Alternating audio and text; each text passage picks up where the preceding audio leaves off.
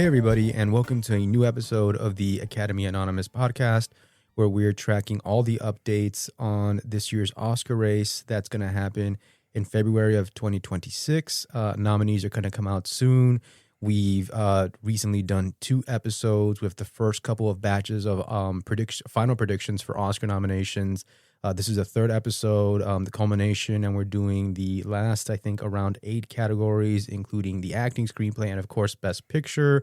Thank you for joining us. I'm your host, Joseph. And I'm Jules, and welcome. So it's been a long way. We've already done 2 full episodes, as you said, Joseph, where we tackled all the categories. And in this episode, we're going to tackle on specifically above the line, the 2 screenplay categories, the 4 acting categories, director, picture, and as well as the new category that everyone's talking about, Best Casting. Right. We'll be going through that. Just a quick reminder, check out our Twitter account at Academy Anon and our website, framesandflicker.com. Both of them are listed on the cover art for the podcast.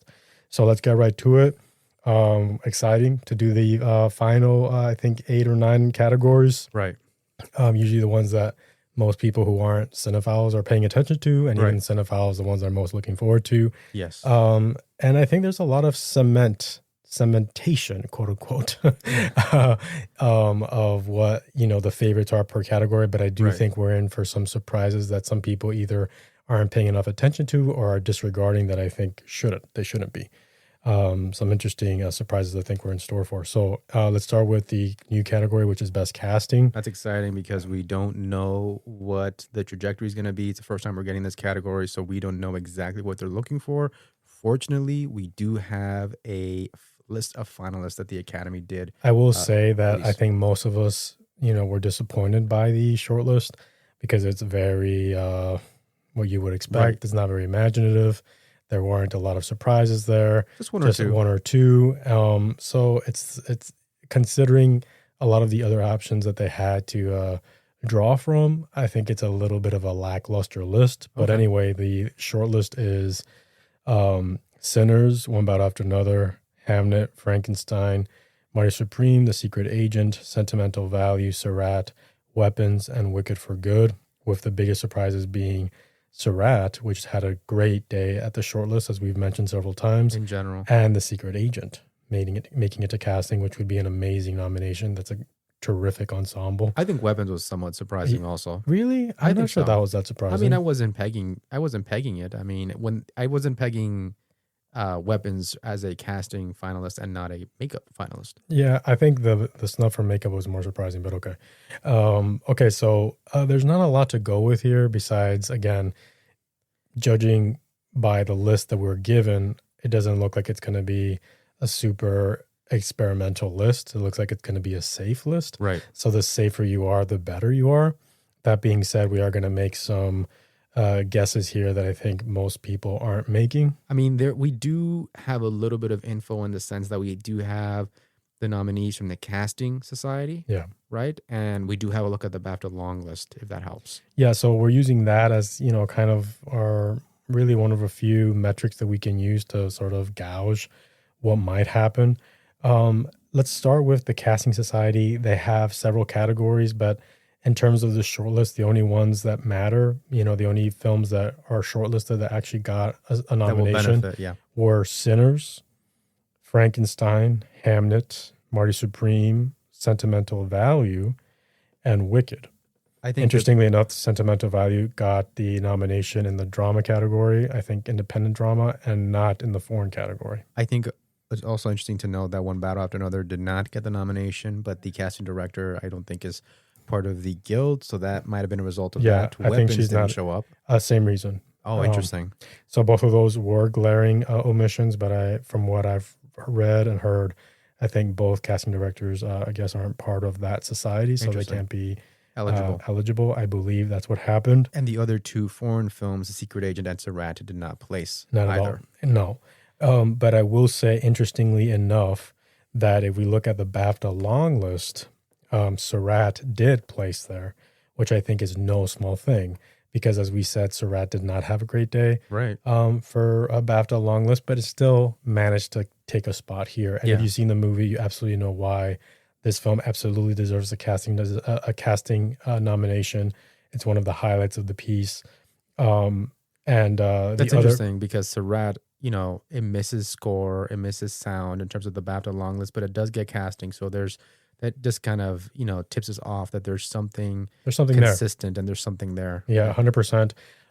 The other films that made the BAFTA long list for casting were Sinners, One Battle After Another, Frankenstein, Hamnet, Marty Supreme, and Sentimental Value again.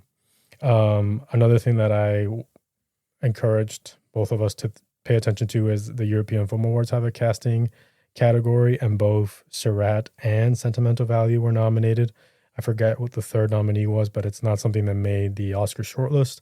And interestingly enough, Surratt won that award just recently, Which is a which big again, win. I think is not a small thing and that we Yeah. shouldn't overlook. I would agree. So based on that limited knowledge that we have, again, we have slim pickings here. We have just 10 movies to choose from. And two that are essentially locked in, right? Right. I will say that Frankenstein was managed to get both of those things that we cited, the BAFTA long list and the Casting Society. And a SAG Ensemble mention. And a SAG Ensemble mention, which again is no small thing. And Wicked did get a Casting Society a mention as well, but no BAFTA long list. Yeah. In terms of Wicked, some people have brought up the notion that possibly casting directors who are voting for this award might be interested in mentioning it as a, as a way of spotlighting both part one and part two, since this is the first time that there's a casting category, in a way, kind of giving them a nomination here, Maybe for both. I wouldn't be opposed to considering that, except that I think it's a competitive field with the 7 films that I think we're most paying attention to. Right. I'm not really sure that Wicked for Good as a film is strong enough to sort of penetrate that bubble of those core 7. The core 7 being Sinners and One Battle After Another, which in our opinion are the locks. Yeah. Even if Oba missed the Casting Society mention. And the other ones being Hamnet, Marty Supreme, Sentimental Value, and Surratt. So not 7, 6. Okay, and really, so we've got 3 spots, we've got 4 films, so one of them gets the short end of the stick. Right. If we're looking at what people are mostly pegging, they're mostly pegging the favorites. Let's rounding out the list with Hamnet, Marty Supreme, and Sentimental Value. Yeah. Which makes sense. It's a 5 that makes sense. They do make sense. I like the Sentimental Value is there. Yeah. But I'm going to have to disagree. I think we both disagree. And I think we both feel positive about Surratt, landing a nomination here. Yeah. Again, I know the film isn't in wide release just yet, but if you've seen the film, the casting of the film is very specific. It's very precise. And it's certainly a highlight of the piece. And I think that's one reason that we keep seeing it pop up here in these casting mentions. Yeah. I think it would be a very worthy nomination. And I think those are some of the reasons why it won the European Film Award just a few days ago. What do you think? I think you're right. I think it's the win at the European Film Awards where I think it was nominated against Sentimental Value. That to me, I think is the feather in its cap to getting the nomination. So between that and it being one of the few things or the only things where it was able to land at the BAFTA long list sort of makes me feel like casting directors have caught on to the achievement that the film has in terms of casting. And so, yeah, I agree that movie's going to get in, which means one of the more favored films or one of the more established films in the Best Picture race is probably going to get knocked off. The question is who? Right. And so it's a matter of who do we knock out for that spot, Hamnet, or who do we knock out for Surratt, Hamnet or Marty Supreme? And of the two, I feel less enthused about knocking off Hamnet, even though I think Marty Supreme deserves more of a nomination here than Hamnet, personally. However, the casting director for Hamnet is very reputable. In fact, I think she has around more than 40 nominations for the Casting Society. This is going to be a category that is voted on by casting directors. And so a name that's very reputable, very respected, very celebrated. I have to think that in the inaugural, commencement of this category, they would want to spotlight her. That makes a lot of sense. I think the downside is, for Hamnet, it's not a wide cast. And again, the challenge here is we don't know exactly what criteria casting directors are going to have to Right. establish this five. So, for example, we may say that, well, they were able to do a brilliant casting job putting Jacoby in that central role, but he's also the brother of Noah. Right. So Right. we don't know how wide that search actually was. And then there are smaller parts, Joel Owen and Emily Watson, and of course the two leads. But, they're all pretty much established actors. And there's nothing necessarily surprising in the context of how they're being used. The thing about Marty Supreme is, how many speaking roles does that film have? Like Several. that's the advantage of Marty Supreme. Now, how many of them, are established actors? Yeah. Not very many of them. Right. How many of them, are street casting? But then the disadvantage of Marty, in my opinion, is the idea of, well, does a casting director frown upon or champion the idea that they decided to cast Kevin O'Leary and Gwyneth Paltrow and Tyler the Creator, and sort of, it's a film that's very much inspired by the real world, right? The world we live in, to help determine these casting decisions, as opposed to a casting director saying, the part that Kevin O'Leary played, he may have done a fantastic job, but if I wonder if it could have gone to a more, to someone who's in the acting field permanently, Right. who makes that their profession. And the same thing with Tyler the Creator. And even Gwyneth Paltrow, even though there's a certain symmetry to casting Gwyneth Paltrow as the actor that comes out of retirement. And so there are all these elements, all the number of speaking parts, the specificity that they have, the street casting, the sort of, pop casting, if you will. Right. But is that sort of, detract from what a more traditional casting director would do with a film that wasn't Josh's? Right. And I think that's part of why this new category, we're going to learn a lot by who's nominated, because in a certain sense, you would think that casting people, out of the box choices like Kevin O'Leary for a major part, and he's fantastic in it, and I'm no fan of Kevin O'Leary. That would be something that you could see them being attracted to that, but we don't know yet if it's actually, as you were saying, more of a detractor than something they're attracted to. Right. And so Nina Gold for Hamnet is a favorite, even though, as you were saying, it's not a sprawling cast by any means. It's still got an eye for cast ensemble at the Screen Actors Guild, and we know casting directors and cast ensembles are not the same thing, no matter what the Critics' Choice tries to say. As did Frankenstein, though. Right, exactly.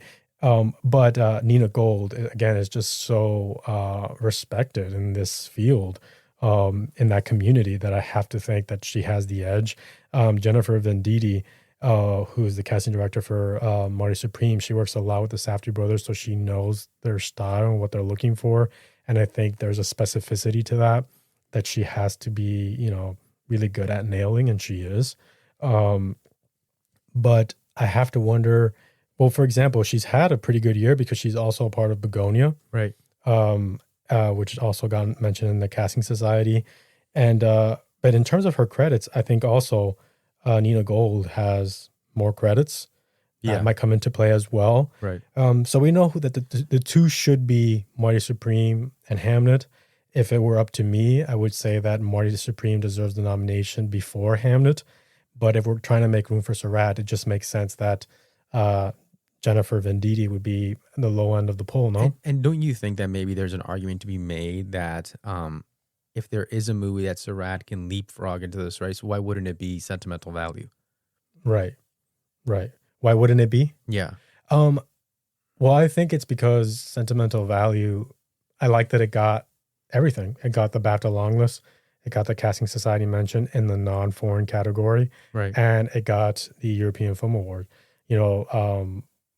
Surratt is technically missing the Casting Society, and it could have gotten it possibly in the foreign section. Right. I'm saying It does have the win, yes. I mean, I guess maybe if there's a little bit of a red flag, it's, can there really be two foreign films? Yeah. But on the plus side, this is a list that found room for both of those and The Secret Agent. Yeah. So one could make the argument that it seems like this branch is going to be pretty open to recognizing international talent. Yeah. I wonder if there is a foreign film that gets knocked out. Who do you think? Do you think it's Surratt? Or do you think it's Sentimental Value? I guess I would lean on it being sentimental Me value, too. in the sense that first of all the cast isn't as wide. Some of which are coming on board after working with him in his previous film. Um, I think the role for Inga is a discovery, but it could be matched by roles that maybe are not too surprising for either Al Fanning or Stellan Skarsgård. Um, that's the part that's a little bit tricky on how to like pin this category down. I do feel like in my gut that there is something to the Surratt thing, Yeah, me too. and the win for Surratt, where it lost so many categories to sentimental value, essentially almost all the categories that weren't Above the line categories. above the line categories, all the categories that weren't craft categories. Here in this other craft category, Surratt still won. Yeah. So that's why I kind of refuse to believe It's that nothing. Surratt is even fifth. I think Surratt is much higher than that. Yeah. So if we do decide to keep sentimental value, I guess you're right. It has to be between Marty and Hamnet, but a world does exist where maybe sentimental can get the boot. Yeah, I agree 100%. So our final predictions for casting are Sinners, One Battle After Another, Sentimental Value, Hamnet, and Surratt. Okay, let's move on to the screenplay categories, and let's start with what I think of the two is the more the easier category. More established, yeah. And I think that's adapted screenplay. I really think there's very little wiggle room here for there not to be these the five favorites that I think most people are predicting. Right. And that's One Battle After Another, Hamnet, Train Dreams, Frankenstein, and Begonia. Right. I do feel like the film that is sort of left out in the cold is No Other Choice, which, by the way, has had a terrific release here in the States so far. Yeah. It's made a good amount of money and it's doing well. Solid. People are watching it. I'm very happy to hear that. It's one of the best films of the year, in my opinion, as well. But for some reason, I just feel like No Other Choice has been and we've mentioned this before, it's been the sort of has to take the brunt of Neon having so many choices. It's unfortunately been relegated to fifth. Right. I completely agree with you. I think it's taken a huge dip over the past month, and I don't think it's necessarily recuperated. At the same time, it is marred in the controversy of what the WGA that's a big deal. said. Yeah. Would it be completely shocking to see it here? No, but I definitely think that the momentum has sort of stalled in its potential to get in here. Interestingly enough, if you kind of look at this category, it's one of the few, I believe, above the line categories and maybe even below the line categories where Neon will not figure, where the only movie from Neon that could do well is No Other Choice. So if it does do well, just, be aware that that's probably Neon, taking advantage of not being able to campaign any other films here. Some people would doubt Frankenstein, but I think that you and I have sort of decided that major mention at Toronto should solidify its spot here. Usually the films that certainly the film that wins the People's Choice, but even the ones that runner up tend to do well in screenplay categories. They tend to figure here. But I will also say that I feel that we've seen several times already that this branch is very embracing of iconic works in literature. And certainly Mary Shelley's Frankenstein is one of the very most iconic works of literature. And so in a successful film that has been also critically acclaimed, has someone like Guillermo del Toro at the helm, that is backed by Netflix, it's really hard to see these writers not embrace the opportunity to highlight both Guillermo's script, that I think is pretty faithful to the Mary Shelley book, and also an opportunity to highlight that iconic novel. Yeah. And also I think that no matter how you feel about the Frankenstein script, I don't think it's necessarily the strongest aspect of the film, but I think that Mary Shelley's work and her words and her story are so strong that they can't help but, be ever present, even in a film like Frankenstein. I agree. You can, that DNA is so palpable, is so compelling that you can't escape it. It's just such a work of art. Yeah, and I think also it's kind of interesting that we talk about that sort of fad of these iconic works being adapted or readapted for the big screen, and movies like Little Women and I'll Cry on the Western Front, they all scored here, even if they had trouble elsewhere. So I think that bodes well for it. Train Dreams should be able to get a back-to-back nomination for that. So a couple of writers from Sing Sing who were here in this category last year. Yeah. I think just in between, and I would even say that Train Dreams probably is even more favored to get a nomination here than Frankenstein. Absolutely. Obviously, we think that both will, but I think that one comes. I absolutely comes ahead. Yeah, I absolutely agree with you. I think the PGA nomination, the support from the independent community, all those things should figure. As should the other thing that you were mentioning for Frankenstein, which is the source material is really respected, and I think that really helps a lot. I think really it just comes down to the fifth spot, and you and I have decided that there right now on paper is not a contender with more momentum, especially after the BAFTA long list revealed 12 mentions for the film. There maybe isn't anyone better right now than Bugonia. Yes, I right? agree. I feel that this is a writer, he missed out a couple of years ago. He was, I think, on the campaign trail for The Menu. Yeah. But he's known for his participation in Succession. And so I think writers are aware of him. And I think, unlike The Menu, which again, I was not a big fan of, I think a collaboration here with Yorgos kind of really helps tame some of these, in my opinion, some of the writers' more impulses that don't necessarily serve the story as much. I think that this was a really good marriage, a really good collaboration between the two of them, and I think Yorgos brought out the best in him and his writing. Right. And I think, again, as you said, the momentum is there. It's been doing well. Did well at BAFTA, did well at the European Film Awards. Exactly. Nominations. It's really hit everywhere it's needed to hit, to be honest. Yeah, between that and it being mentioned at the PGA and getting nominated for 2 SAG Awards and being a Best Picture nominee at the Golden Globes and doing well at the guilds, whether it's the, I believe, production designers or costume designers, it's hit everywhere that it's supposed to hit, as you mentioned. I will say that, the screenplay isn't maybe the sharpest for everyone, and he is still relatively new in his career in terms of making film screenplays. And so it is not outside the realm of possibility where the film that came in third in TIFF can steal the spot. And everyone's been quiet about it, but I would not be shocked if Wake Up Dead Man steals the fifth spot over Bugonia because he's a little bit early in his career and because it could be possibly a little divisive. And because I just don't think he has the same admiration amongst his peers as someone like Rian Johnson does, who has multiple nominations now. Right. But I also think that might be a detriment because, as we've said, there should be diminishing returns. This would be the third Knives Out entity to... Knives Out has never had diminishing returns because it never scored that high anyway. Right, but in a way, I feel like that in and of itself is a reason why there should be diminishing returns now, because it just feels too repetitive. And I wonder if writers are a little bit, even though this is a very good Knives Out, and I think it's a much stronger one than Glass Onion, and Glass Onion did get the nomination, I think writers are going to feel... a little bit, I want to try something new. Right. I want to go towards something new. I want to highlight a new writer. And there aren't very many films that have,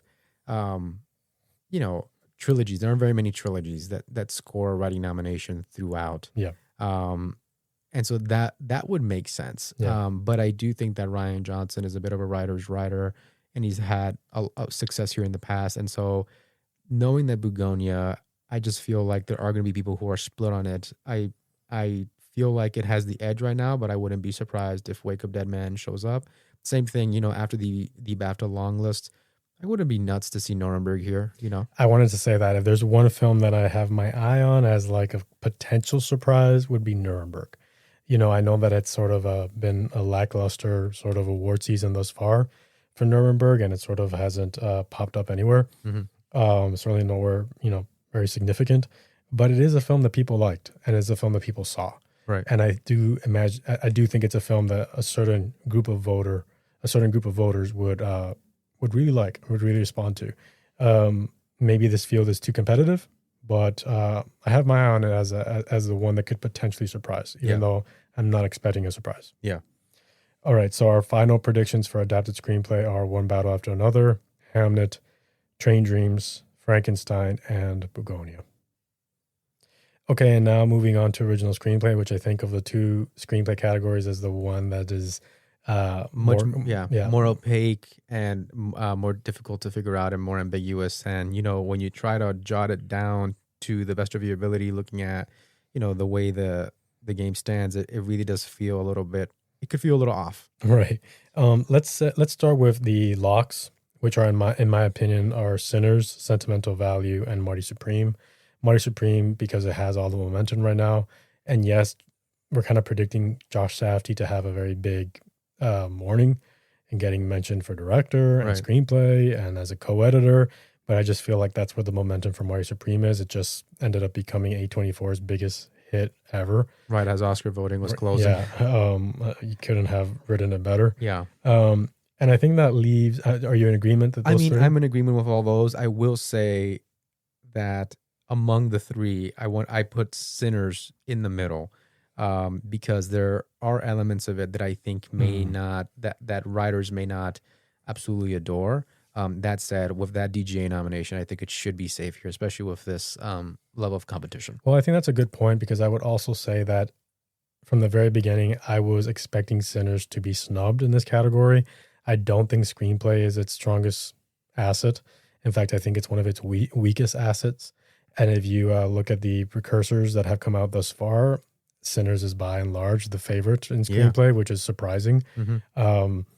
I think it's one of its weaker elements, and I am not. Well, I've always thought that writers would feel similarly, or enough writers would feel similarly.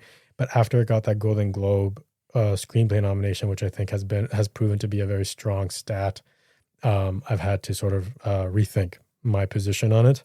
Right. And if you think a little bit further, since there isn't really a favorite in this category, because most of the screenplay talk has surrounded PTA and one bout after another, it really opens the door to this being a category where Ryan Coogler could get on the stage and receive an Oscar, especially if he's destined to lose the Best Director Oscar, and if Sinners is destined to lose Best Picture, as we are very much in the thinking of right now. Right.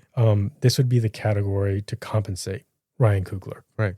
And so if you look at it that way, it makes sense. Yeah. For Sinners to be included here. Yeah. No, I think you're right. It does make sense. I'm just saying it. I would not be shocked if it winds up short either. Now, I will say that I also think the competition is helping it, because I think consensus has sort of formed that the next couple of contenders should probably be It Was Just an Accident from Jafar Panahi from Neon, and possibly The Secret Agent, also from Neon. So 2 foreign titles. Yeah. Which again, if you look at a list made up of The Secret Agent, It Was Just an Accident, Sentimental Value, Marty Supreme, and Sinners, it's really off in a couple of ways. 3 international titles is not common. It's not impossible. I know that it has happened, especially in the 60s and the 70s and maybe late 50s, but certainly in the 60s and 70s. And certainly it's happened like across both screenplay categories. Both categories, right, between adapted and original, if not necessarily all contained in one category. But I am pretty sure that in the past you have seen 3 international screenplays in just one category. So that's not impossible. I do like the fact that at least Joachim Trier is a former nominee along with Esquil, because they were there for Worst Person in the World, who I think may be the favorite to win this, given that previous nomination. I also don't love the idea that beyond that, it's essentially a first-time screenplay nomination for Ryan Coogler, the team of Marty Supreme. It Was Just an Accident, Secret Agent. I do wonder about that. Right. I think that's a very good point. Let's talk about the last 2 spots going to foreign films. It Was Just an Accident and The Secret Agent. On paper, that would make a lot of sense. Right. However, considering 3 other films that are vying for a spot here, I think it makes at least one of those foreign films vulnerable. And I think not enough people are paying attention to that. I think most people are thinking that if someone falls, it's going to be for Weapons, which was a huge hit over the summer. Amy Madigan stands to get nominated. I'm of the opinion that Weapons won't happen. Will I be shocked if it happens? No, not at all. I think some writers might respond to it, but I think there's a commerciality to it that I feel we're already tackling with Sinners. Mm-hmm. And I also think there's a genre aspect to it that I also think Sinners has already occupied. Right. And so there really isn't a need for weapons. There was a moment where I thought weapons would be a very good contender here when I was thinking that Sinners wouldn't. Would fall short. Yeah. Now that we have Sinners there, I think there's less of a need for weapons. And I think I intuit that writers will feel the same. I don't know what you think about weapons. I think you're right. I think it's sort of stalled a little bit, and I think you'll still see it nominated, I think, at the Writers Guild Award. But I think with the solidification of Sinners, it just makes weapons less likely. I kind of feel more comfortable pegging one over the other, Right. as you said. 100%. And so then Sorry Baby, I think, has been a big dark horse. Huge, yeah. It just got a huge shout out from Julia Roberts. People thinking that that's going to lead people to watch it. It is going to lead people to watch it. I'm skeptical about it. It absolutely is. It absolutely, if they find it, if they can find it. And even then, like you said, there's a lot of newbies on this list. Yes. I don't know that there's room for Sorry Baby, which I think is very much an independent film, an American independent film from a writer that is not as established as the Safdie brothers, as Jafar Panahi, as Ryan Coogler. And so in terms of, let's call it quote unquote, newbie potential, I feel these other quote unquote newbies have laid more groundwork, so their nomination makes a little bit more sense. I would say Sorry Baby would stand a better chance if it wasn't the film's only nomination, right? And it stands to be the film's only nomination, right? And you have all these other contenders that stand to show up somewhere else, at least somewhere else. I mean, I think for me, what I don't like is that A24 already has a really solid contender in Marty Supreme. That's right. But I do think that Sorry Baby is a huge dark horse in the sense that we don't have too many female writers this year in screenplay altogether, and certainly not in original. And that means that contender is going to pop, especially. Well, we do have Chloe Zhao and Hamnet. You have exactly 1 out of 10, essentially, and you have none in the original screenplay category. And it's not impossible. It's just not very common. And like I said, I do think it'll make the film stick out. And I think the personal nature of the film is also going to stick out. And then the other thing I'll say is, it's been pretty beloved on like the independent film track. And this company, Pastel, that's behind this film as well, they were able to get that surprise nomination for Paul Mescal in After Sun for what was a year low with Best Actor contenders.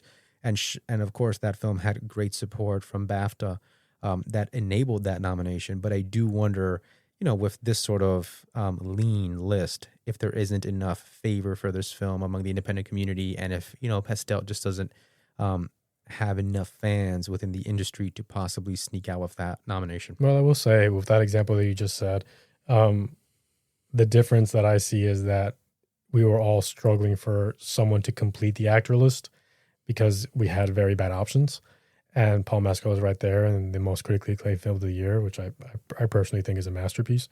And that's not the case here because, like I said, there are three or four films even that comfortably would fit here and have to battle, for that last spot. So I think it's uber competitive. I will say that the film that I'm most attracted to for that last spot, and a film that I think not nearly enough people are paying attention to, is Blue Moon. I think Blue Moon will get that last spot for screenplay. Richard Linklater is a welcome presence in screenplay categories. In the screenplay category, I think writers respect him, admire him. I think it is true that Blue Moon is somewhat static. It takes place in one place, but it's very wordy. There's a lot of dialogue. There's a lot of characterization for the central figure. And I think there's a lot of meticulous detail in terms of period and era. And, and so the familiarity of someone like Richard Linklater and what that film is about, as someone that was in the entertainment business, Lawrence Hart. Right. I think all those things are going to make it an attractive option. And like you said, this list of all newbies minus Sentimental Value, the writer or Kim Chier and Eskil Vogt, makes it welcome to have someone like Richard Linklater in there. I like that that's a companion piece to a big starry role for Ethan Hawke. And let's not forget, and you were mentioning this to me the other day, the screenplay categories have tended to be very fond and very fond of Ethan Hawke, who does really well in these categories. Yeah. In fact, he's been nominated as a writer twice. Yeah. And First Reformed got a screenplay nomination here. At Boyhood as well, another Richard Linklater. I think they like Richard Linklater with Ethan Hawke. Yeah. And I think writers respect not just Ethan Hawke as an actor, but as a writer as well. I think it's kind of fascinating what you're saying. Undoubtedly, I think writers have an affinity for the films of Richard Linklater. He had 2 great films this year. And I absolutely agree that people often overlook that Ethan Hawke, to a certain degree, can be described as a writer's actor. I think he's as embraced by writers as he is by actors, even if he'll call himself an actor first. But I think you're pointing out to what could potentially be an Achilles heel for Blue Moon, or possibly, maybe one reason why it can sneak in, which is the script is not written by Richard Linklater. It's written by Robert Kaplow, right? And he's not a well-known screenwriter. He's not, a well-established screenwriter. He's actually a novelist and a teacher, and he was responsible for writing the book Me and Orson Welles, which Richard Linklater made a film from later. So I do think you're right. Writers do flock to the cinema of Richard Linklater. They do enjoy Ethan Hawke. Will they hold it against this film, the script, that Robert Kaplow is not necessarily a screenwriter by trade, strictly speaking? Did we see that recently with Living? They jumped at the opportunity to give him a nomination. In fact, sometimes when you have a career, outside of screenwriting, but you're a writer, with notable work, it entices writers to want to mention you, nominate you. I think it's a great point, but I think it happens a little bit more in adapted. So Kazuo Ishiguro, when he gets an honor for Living, I think a lot of that has to do with the admiration they have for Kazuo, but also the idea that Kazuo's work has been, the foundation for so many great movies, right? Remains of the Day, for example. And Nick Hornby is another great example, right? Where he's also a novelist, but he adapted An Education and was able to get a nomination for that. And so I do think that, is it going to maybe work against Robert in the sense that it's original screenplay, not adapted? Possibly. Possibly. And it's not like, he's not Kazuo, this extraordinarily acclaimed and celebrated author, even though he's certainly, accomplished. So I do wonder if that could be a factor. Well, I think what I'm trying to get at is that I think Richard Linklater is a writer's director. And also, we can't ignore that even though he's known as a director and a writer, most of his nominations, I think, are for writing. And I think that's no coincidence. I think writers really respond to his films. And like we said, I think Ethan Hawke is a good luck charm in the screenplay categories. No, I think you're right about that. And I think if there is a Richard Linklater film, I'm very confident that most writers will seek it out, even if he didn't write it, because they understand that he has a special respect for the role that the screenplay plays in the film. And I think you're right about Ethan Hawke as well. And I think it's also kind of interesting that they have some success, like they've had success, both Richard and Ethan, with Sony Classics, right? With their most recent, or one of their most recent collaboration on the script, Before Midnight, making it in here. So I get that, Blue Moon is a very tempting choice. I think the other thing that makes it really tempting is when you look at the 5 movies we're talking about for adapted and the movies that we're talking about right now for original, there isn't a whole hell of a lot of like real life figures, as you and I like to say. And more often than not, those films do figure here. I remember a movie like King Richard, for example. It figured into one of these screenplay races. And I think that's possibly a huge advantage that this film has. So if we were to include one of these films, and right now I think that we've discussed it a lot, and we are leaning towards Blue Moon.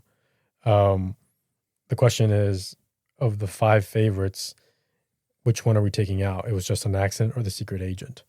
And I want to say that The Secret Agent has all the momentum regarding foreign film. It's got a lot of eyes on it after the Globes, the surprise foreign film win. Jafar Panahi didn't even get on stage. He also, the film also didn't do well in terms of, wins at the European Film Awards. Right. So it is true that The Secret Agent is stealing some of the spotlight. That being said, I have a hard time seeing writers not take the opportunity to welcome Jafar Panahi into the screenplay categories. I think if you've seen Jafar Panahi's work, it's very precise, very specific, very thought out, very thoughtful. And I also like that It Was Just an Accident got nominated for the Golden Globe screenplay, which again I think is a very strong stat. That's the big one, I think. And it also won, I think, the LA Film Critics win, which I think is not an insignificant thing either. Yeah. And I want to say that The Secret Agent didn't get a Golden Globe nomination for screenplay. That's kind of the surprising thing, right? Because it ended up winning foreign film, right? And it got nominated for Best Picture as well. Yeah. And so it won 2 out of its 3 awards, but still didn't manage to get into screenplay. Yeah. Meanwhile, It Was Just an Accident did. Yeah. And we're not saying that voters are, so extremely faithful to the Golden Globes, but we are saying that the Golden Globes, and we've said this in the past, reflect a certain kind of mindset that I think echoes what a lot of members in the Academy think as well. There's a lot of overlap there.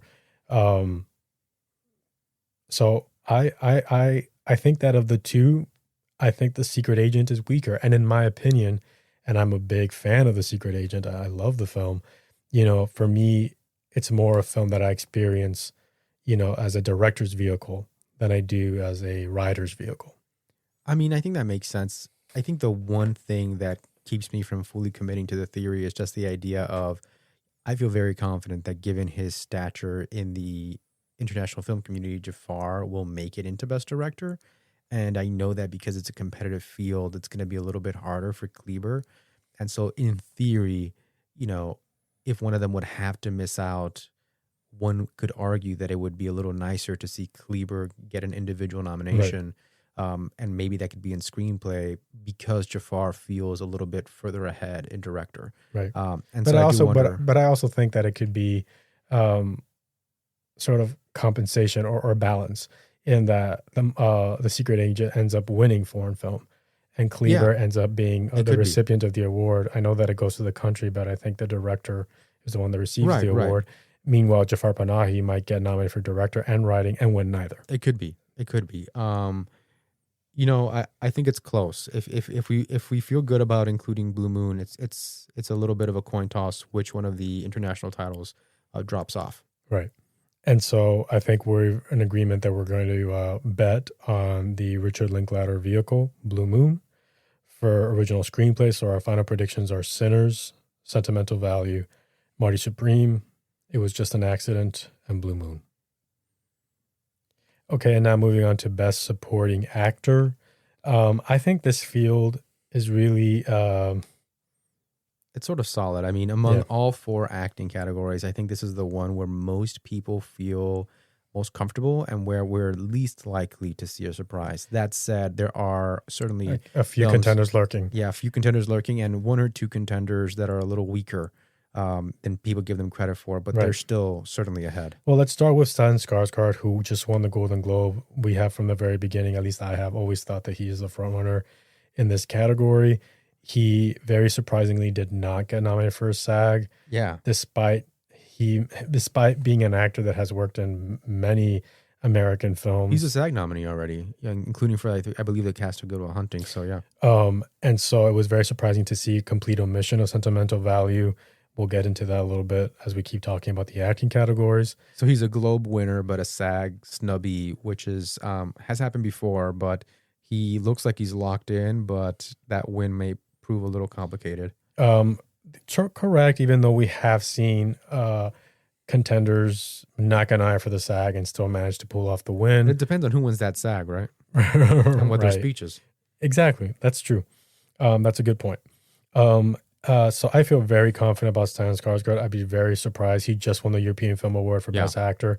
Maybe, like I said, he has never been nominated. This is a legendary actor, among the most pivotal, among the biggest acting figures from Sweden, who's had a humongous career. I believe he's in his 70s.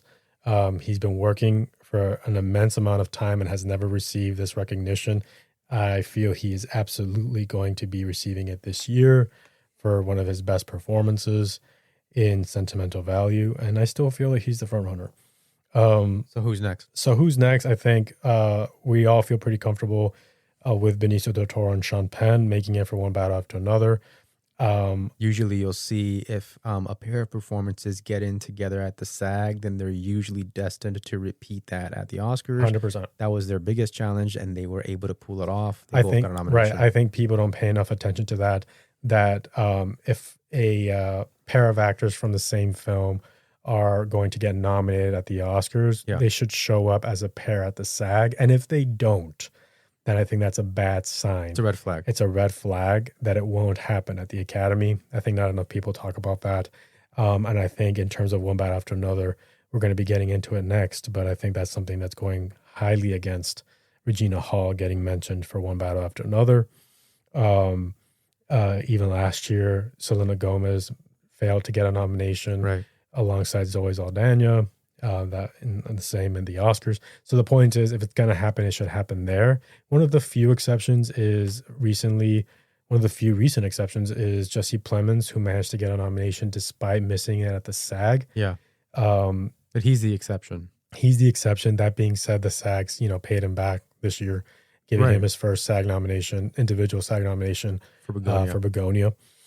Which is something that you'll see the SAGs do if they omitted you and then you ended up getting an Oscar nomination. The next chance they have to kind of welcome you into the club, they'll take it. Yeah, it's a pattern.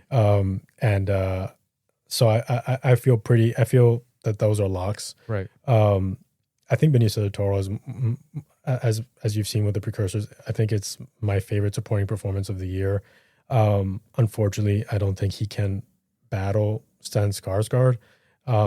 His owedness, because Benicio del Toro has an Oscar. That being said, it's sort of strange and borderline criminal that this will only be Benicio's third nomination after having so many memorable performances. Right. Sean Penn, this will be the first time he gets into the supporting category. That's interesting. Yeah, and the first time I think he's back since winning for Milk. Yeah. So count on those three. It's the next two which are interesting, that have the opportunity, the possibility for a surprise. Right. Although people would say that it's unlikely. Right. It's not impossible. Well, on the one end, you have Paul Mescal, who's ahead in the sense that he's in a surefire Best Picture nominee. His co-star is the favorite to win Best Actress. They just won the Golden Globe. Very unlikely that that's going to change. But as we talked about, there's a pattern within the Academy and within the larger award season structure where, the timing isn't always well adjusted for every contender. And so sometimes you'll see an actor who gets celebrated a little bit earlier in one award show and a little bit later in another one. And so Paul Mescal hasn't really missed anything significant. He's a Golden Globe nominee. He's a SAG nominee for this. He's a Critics' Choice nominee, and he will be a BAFTA nominee. The question really is, are voters going to care that he's already an Oscar nominee? Right. And someone in a very similar situation this year is Jesse Plemons from Begonia, who's done pretty solid as well. But when he's the sole nominee from After Sun a few years ago in 2022 in the lead actor category. It wasn't a nomination that needed to happen. It was absolutely not a nomination that needed to happen. It's a nomination that occurred because it was the best contender, the contender with the most passion in what was a very extraordinarily thin field that provided no previous nominee within that race. Which is a rarity. A huge rarity. And so he was the beneficiary of that. But voters are aware that he has a nomination by himself, which is also a major thing, and a nomination in the lead actor category, which is a major thing. And so the question is, do they go ahead and give him a second nomination 3 years later? Yeah. Or do they say, I'm going to take advantage and give this spot to someone who's been overlooked in the past or who has a new opportunity to stand out? And it kind of reminds me a little bit of Ryan Gosling for Half Nelson, who did not get a Golden Globe nomination, and he was able to squeak out a SAG nomination for Half Nelson. And he was able to get what now seems like an unlikely nomination for Best Actor for a really tiny film in Half Nelson that I think is even one of the few films from IFC to ever get nominated in that category. And so what happens is that the following year, he basically hits everything he has to in Larger Than the Real Girl, being a SAG nominee for the first time, a Golden Globe nominee in the comedy musical section. It's a very celebrated role. It was very different from Half Nelson. Nonetheless, the Academy sort of chooses to not nominate him and instead nominate someone like surprise Tommy Lee Jones for In the Valley of the Law, because they kind of know that they just nominated him. Now, this is not a back-to-back nomination for Paul Mescal, but at the same time, Ryan Gosling has to wait how many years between first and second nominations? Right. 2006 to 2016, a decade. Yeah. And we're talking about 3 years for Paul Mescal. Yes, his film is finally a favorite, and that could help, and that may be the difference maker. But I think voters also know that we're in for a lot of Paul Mescal films in the future, including what is likely going to be a very not sought after, but a very anticipated role as Paul McCartney in the Sam Mendes films about the Beatles. Yeah. And so is that going to end up kicking him out of the lineup? I 100% agree with you. If he hadn't got an eye for After Sun, this is a no-brainer. Oh, yeah. The same way that we knew a mile away that he was going to get nominated for that SAG, because he's never been a SAG nominee. Right. And this is the opportunity. It's been easy up till now. However, voters are going to have to assess if it's too soon to give Paul Mescal another nomination. Right. I always go back, and we've talked about this several times on the show. Voters are paying attention to how many nominations an actor is getting, right? How recently they were nominated, how back-to-back nominations are. Sometimes it comes down to, do I really like that actor? Yeah. Colman Domingo recently did it. He's obviously an actor that they really like. That being said, it helps that it's a category shift, and we talk about category shifts in the acting races a lot. It would be, I think, less likely if he was going another lead. Yes. I do think actors sort of look at lead and supporting differently. I think there's a little bit more of a barrier you need to pass to get into lead than supporting. So it helps that it's a category shift. It helps that he's in the a surefire top 3 Best Pictures that just won the Golden Globe, and that Jessie Buckley is a surefire Best Actress winner. However, I can't help but think, when you look at other contenders who haven't had their moment and are in vehicles that possibly allow them to have a moment, I wonder if there are going to be any voters who are going to say, it's time to give it's time to give the moment to someone new. Yeah. It's a little too soon for you, and you were just here, and you're going to be here again. You don't need this nomination. Right. Who am I specifically thinking about? I'm thinking about someone like Delroy Lindo. Delroy Lindo is in his 70s. I believe he's 75, 76. He's been acting for a long time. He's a veteran. He's been in Best Picture nominee for The Cider House Rules. Actors are aware of him. He's been working for a very long time. He had his moment almost in The Five Bloods, right, being a critic's favorite, but ultimately missing the Academy Award nomination. That film underperformed overall. And so here he is, Delroy Lindo, in a surefire Best Picture contender, in a film that is destined to get several nominations. And while he does not have as showy a role as he had in The Five Bloods, I will say that I can't help but think that there are voters who know Delroy Lindo has never been nominated, right? He's never been mentioned. And so am I going to feel easy giving, as an actor, do I feel that it's justified, or is it easy for me to give a second nomination to Paul Mescal as a supporting actor before even giving Delroy Lindo one? Right. That's something that really, I think about.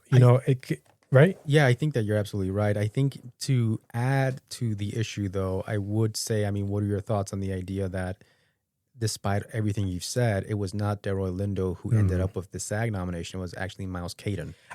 Exactly. That was my next point. It's both good and bad. It's bad in the sense that, okay, well, it's good in the sense that despite everything, the SAG committee still found room to nominate someone from Sinners. They didn't have to pick another actor from Sinners. They could have gone a million other ways. Sinners is a film they were watching. Sinners is a film they liked. Sinners is a big ensemble. Sinners has a lot of, performances that shine. And so to me, a nomination for Miles Caden at SAG showed that there was space for someone from Sinners in this category. That being said, someone big was snubbed, Stellan Skarsgård. Right. I think it's bad in the sense that the SAG had the opportunity to make that Delroy Lindo and instead chose to give it to Miles Caden, which on paper makes sense. Why? Because Miles Caden has the better part. Yeah. The bigger part. Has the better part, has the bigger part. I think that's something that unfortunately Delroy Lindo is going against him in that he's good. The entire cast is good, but he's not the brightest spot in the movie. In fact, that goes to Woonmi. And then possibly other people would put Michael B. Jordan and Miles Caden before they put Delroy Lindo. Right. So I think it's bad in the sense that they had the opportunity. And again, he was not nominated for The Five Bloods individually at the SAG, and they still chose someone else. That could spell trouble for him, for Delroy Lindo, in the sense that there's just no room. Right. Because even if they had room for someone from Sinners, he's not top choice. Right. I think that's a problem. But I think as we're talking about Delroy Lindo, I want to mention briefly someone else that I think is not going to get nominated, but I can't help but think about them because they were on their way to possibly getting spotlighted. Right. They're going to miss again. They just not the right time. But this actor has gone through this song and dance several times. Right. And that's Adam Sandler, who missed most recently for what many consider to be a career-defining performance in Uncut Gems. Here we are with the Safdies, and they're finally getting on for Best Picture. Adam Sandler still is on the outs, and he has a vehicle. He's great in Jay Kelly. It just hasn't materialized. It makes sense why he didn't get the SAG nomination because he already got it for Hustle, right? When he didn't need to in 2022. Unfortunately, had he not gotten that nomination, he might have been nominated for Jay Kelly here, right. And it would be a different story. The timing again. Jay Kelly is not a.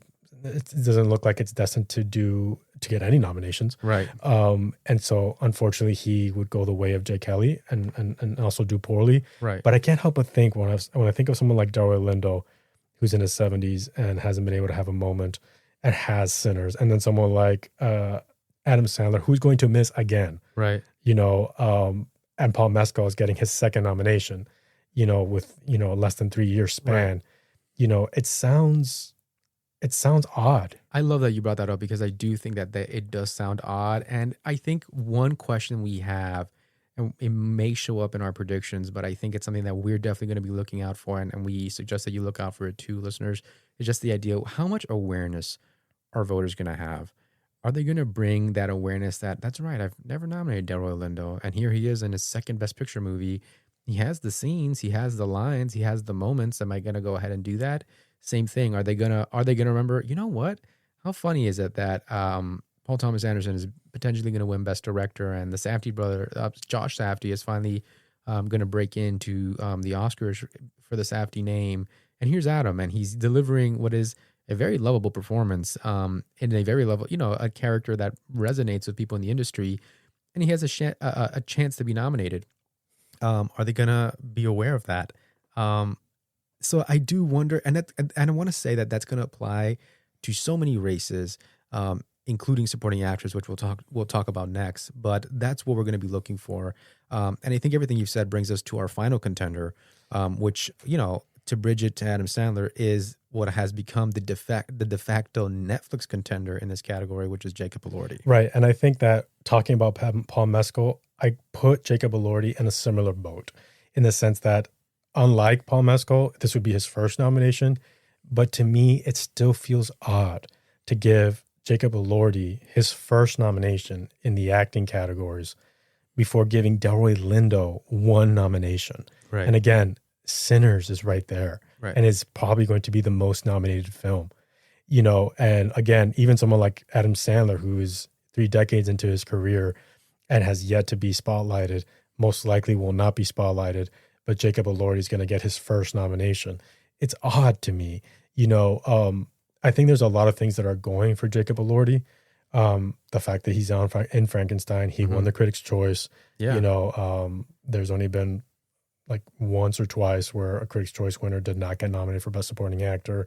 Also, there's a trend, a pattern that we've talked about, that if there's a Netflix film that is going to be nominated for Best Picture, it at least has to show up to some degree in the acting categories. Well, I believe we talked about that. I think we said the idea that when Netflix gets 2 films in for Best Picture, they cannot be, both of them fall short of acting nominations. And so we've talked about it. It means a world exists where Joel Edgerton gets in for lead actor and Jacob Elordi gets in for supporting actor, or where one of them gets in, but a world does not exist where neither of them get in, but Frankenstein and Train Dreams can still survive into Best Picture. Right, exactly. And so because Jacob, I think, is the Critics' Choice winner in what is undoubtedly the top 5 movie in Frankenstein, you would imagine that he edges out Joel as the most likely Netflix acting nomination to happen. And also consider that Best Actor is highly competitive. Yeah.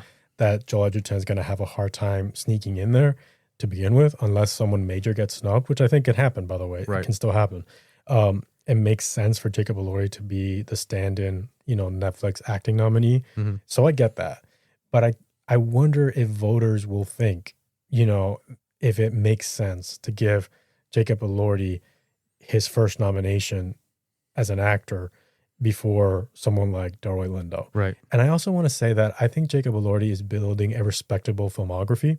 Mm-hmm. I think that that's something that is going for him. But I also want to say that I don't think he's an actor yet that is, on the Academy's list of actors I'm paying most attention to. Right. I do think that many actors probably know of him most from Euphoria. I think there's a reason why no one from Euphoria has gotten to this level and been nominated, despite some efforts by Zendaya was in a couple of vehicles, I believe. Sydney Sweeney tried it this year. Well, he did the smart move and went supporting and did full makeup. Right. I'm going to get to that. So I think most voters know him for that. And I don't think that's synonymous with, that's an actor that I'm really, in love with. Right. I don't think Euphoria is that for voters. Mm-hmm. I think Jacob Elordi is terrific in Priscilla. I think it's his best performance.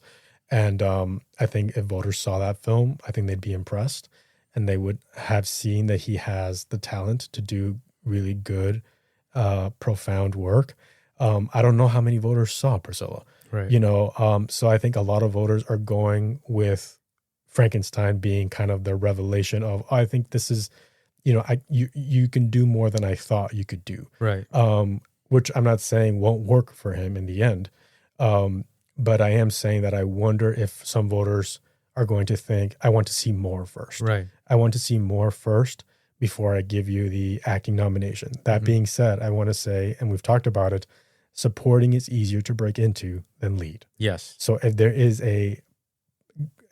an opportune category to try to break into for someone like Jacob Elordi, it is the supporting actor category. Right. Even though it's debatable if he's supporting or co-lead in that film. Right. I also think it immensely helps that it's a performance that is separate from, good looks and an attractive young man that he is, because he's caked in makeup. He's playing a monster. Right. It reminds me in a way a lot of Brad Pitt, who managed to get his first nomination by playing, let's call it ugly, in 12 Monkeys. I'd say loony. He's still a very attractive loony person. Sociopath in that film. Right. But I think, he really was able to shed some of his, beauty to play that part. Right. And I think they kind of welcomed him in. But again, he went into supporting. Right. And again, it helped that he wasn't, gorgeous Brad Pitt. Right. And it was not a Best Picture nominee, by the way. Right, exactly. Even more so. So I think all those things are really going for Jacob Elordi. Yeah. And at least unlike Paul Mescal, it would be his first nomination and not his second. But it does still feel odd. It does still feel odd for people like Paul Mescal and Jacob Elordi to be getting their nominations, and Delroy Lindo has gotten diddly squat. Yeah. And Adam Sandler has gotten diddly squat. Right. Right? Yeah, I agree with you. It does feel odd. I mean, does the reality exist where either of those actors, Delroy Lindo and Adam Sandler, can get in over the younger guys? It does, but it's not the reality we're living in just yet. Yeah. It could happen, though. It could happen. Right now, I think it's unlikely. I mean, one last idea. But you also mentioned to me the other day that it's kind of a weird category to see both Paul Mescal and Jacob Elordi. Yeah. You know, that's the way they're the both young, lining up right? now. They're both young actors. They're both attractive young actors. You know, in Jacob Elordi's case, you know, I've mentioned this to Joseph before. I do think there's a bias for, you know, really attractive young men. A bias you know, against. A bias against. You know, I think Leo DiCaprio was able to get in, you know, as a child, you know, for What's Eating Gilbert Grape, again in supporting. Right. But he's not able to get into Titanic. Right. Get in for Titanic because I think there is a bias against really attractive heartthrobs. Right. And Jacob Elordi is that, you know, very much so. So I can't help but wonder if there's going to be some voters that's going to be an obstacle for them. You know what else I think is interesting is just this idea, and it happens all the time. You can just ask, you know, Catriona Balfe. There's something about both these guys being perfect right now. And Jacob has the win, but he got the Critics' Choice, he got the Golden Globe, the SAG, he'll likely get the BAFTA, and Paul Mescal was likely to get all four also. That to me is kind of risky. Sometimes it's a little bit safer to have gotten overlooked in one of the awards ceremonies so that it pushes you up on people's ballots. Like, oh man, Stellan Skarsgård didn't get nominated. I have to put him at number one, whatever. There's something I think a little bit unsafe sometimes about being perfect. And so watch for that to maybe rear its head in this category. And I also want to bring up another point in that Paul Mescal is playing William Shakespeare. Yeah. I think this, as we've mentioned before, the acting categories should make room for at least one actor that's playing a real life figure. And so in this particular case, it's William Shakespeare. That being said, William Shakespeare has had really bad luck at the Academy. Yeah. You know, there have been very few, no actors possibly have been nominated for playing William Shakespeare. I have to look. I mean, I have to see if maybe someone despite having the opportunity to, 50s? Shakespeare in Love. Yes, and they certainly could have given the nomination to Joseph Fiennes, who I think was perfect again. But they decided not to. And that year he had two movies. Because he was on that and on Elizabeth, and who knows if that, you know, played a factor into the snub. But I do think that there may be a little bit of a Shakespeare curse here. And I will say, like, if you're an actor and Shakespeare plays such a big part in whatever, in with any actor's life, I do wonder if you sort of think, he's not maybe the Shakespeare that you learned about in school, if that makes sense. Who? Paul Mescal. Oh, okay. I mean, I was also going to say that there's an aspect to being Shakespeare and, performing Shakespearean, iconic, sonnets, and Hamlet on stage in a way that's being done in Hamnet. Right. That I think might be attractive for some actors, Maybe. Possibly. I also think that in terms of what I was mentioning about heartthrobs, Paul Mescal is more in the zeitgeist now than he was when he got nominated for Aftersun. Don't you think? Maybe. I guess another maybe for me. You don't think so? I don't know. That's a maybe for me. I do think he's older. I think a little bit older than Jacob, which helps. I think they're similar age. I'd have to check. He's a little bit older. But there's just something about, like, it's something to me reads like the curse of Shakespeare will be broken when there's a performance that's so committed, so invisible that you can't even see the actor. All you see is Shakespeare, and that is the Best Picture movie about the life of Shakespeare. And because that does not exist yet in the Academy Awards, that's why I wonder again if there's a little bit of a weak spot for Paul. Jacob Elordi and Paul Mescal are one age difference. Wow. Paul Mescal looks old. One age Paul difference. Mescal looks old. Jacob Elordi was born in 1997 and Paul Mescal was born in 1996. Wow. But again, I feel like that adds to the weirdness of the list. Yeah. Of having two. When was Miles Caden born? Check when yeah. But you know what I'm saying? Like, it's almost like they both do too much of the same thing. Yeah. Where I can't help but feel that something about this supporting actor list is off. Yeah. And that we're going to see either Jacob Elordi or Paul Mescal lose the nomination. The spot. Yeah. And I don't know who it'll be yet. And maybe I'm wrong and it won't be either. I know this is going to sound really hypocritical, but we're going to be predicting both. Yeah. I have good odds on Paul Mescal. I can't lose if you were pressed on one of them missing, if I forced you to have one of them miss, who would you pick? I want to know if it's the same one that I would pick. It's really tough. It's a toss up. Uh-huh. It's a toss up. Uh-huh. You know, I'm going to say I don't love that Jacob Elordi is starring in Wuthering Heights. Huh. And I don't love that Wuthering Heights is being, it's being promoted right now. I think it just adds to this context. Uh-huh. You're a heartthrob. You're a good-looking guy. I need to see more before I consider you a serious actor. Uh-huh. And so I think in a way Paul Mescal kind of lays low a little bit more. And I guess I would say I'm tempted to say that it would be Jacob Elordi, even though I don't think that makes sense because I want someone from Netflix getting into the acting categories. Well, you could always snub him for Adam, technically. To me, so we would pick different guys. To me, Paul Mescal. I would pick Paul Mescal. And I think, watch out if that does happen, that the larger narrative isn't that, the performance that you champion the most from the DJ5 are the exclusive performances that make it in the movie. And by that, I mean, because Jessie Buckley, for most critics and industry professionals and maybe even fans of the film, because Jessie Buckley's performance is much more ahead of Paul Mescal's, and because Jacob Elordi's performance is so much more ahead of Oscar Isaac's, and because Timothée Chalamet's performance is so much more ahead than his scene partners, that all those performances may just be the film's sole acting nomination. I would watch out for that. That's what I would watch out for. Interesting. Well, right now, those are the favorites, and we're going to be predicting Stellan Skarsgård for Sentimental Value, Benicio del Toro for One Battle After Another, Sean Penn for One Battle After Another, Paul Mescal for Hamnet, and Jacob Elordi for Frankenstein. But watch out for a surprise snub here, and someone like Delroy Lindo for Sinners gets his due in the spotlight. Yeah, could happen. Okay, and now moving on to our next category. Our next acting category is Best Supporting Actress. I do think that there, in my mind at least, I think there are 3 contenders that I think are very safe. I'd have a hard time seeing them miss. Right. I believe those are Teyana Taylor for One Battle After Another, the Golden Globe winner. Right. Amy Madigan for Weapons, Who's the Critics' Choice winner. Perfect thus far. And Wunmi Mosaku, who benefits from being in one of the biggest, maybe possibly the biggest Best Picture film in terms of nominations. Agreed.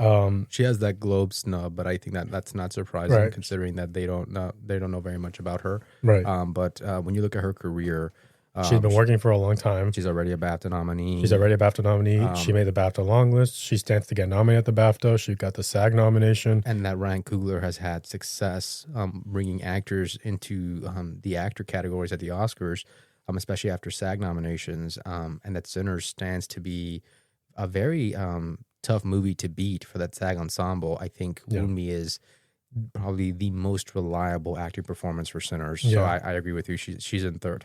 Personally, I think that Wunmi Mosaku is the best performance in Sinners. I agree. So I'm very happy to see her be mentioned here. We've had faith in her from the very beginning. And she could still win this, by the way. Watch for her to pull off possibly a surprising SAG win. And if she does, she can beat Teyana Taylor and Amy Madigan for the Oscar. Absolutely. 100%. However, she needs to win that SAG. Funnily enough, this is 3 Warner Brothers girls, and if it does happen, we already know that statistically it was extremely unlikely. Warner Brothers has never really pulled off 3 acting nominees from 3 different films in the same category. And it's actually been rare when they've pulled off 2 from the same. And so they're looking to make a little bit of history here with these 3.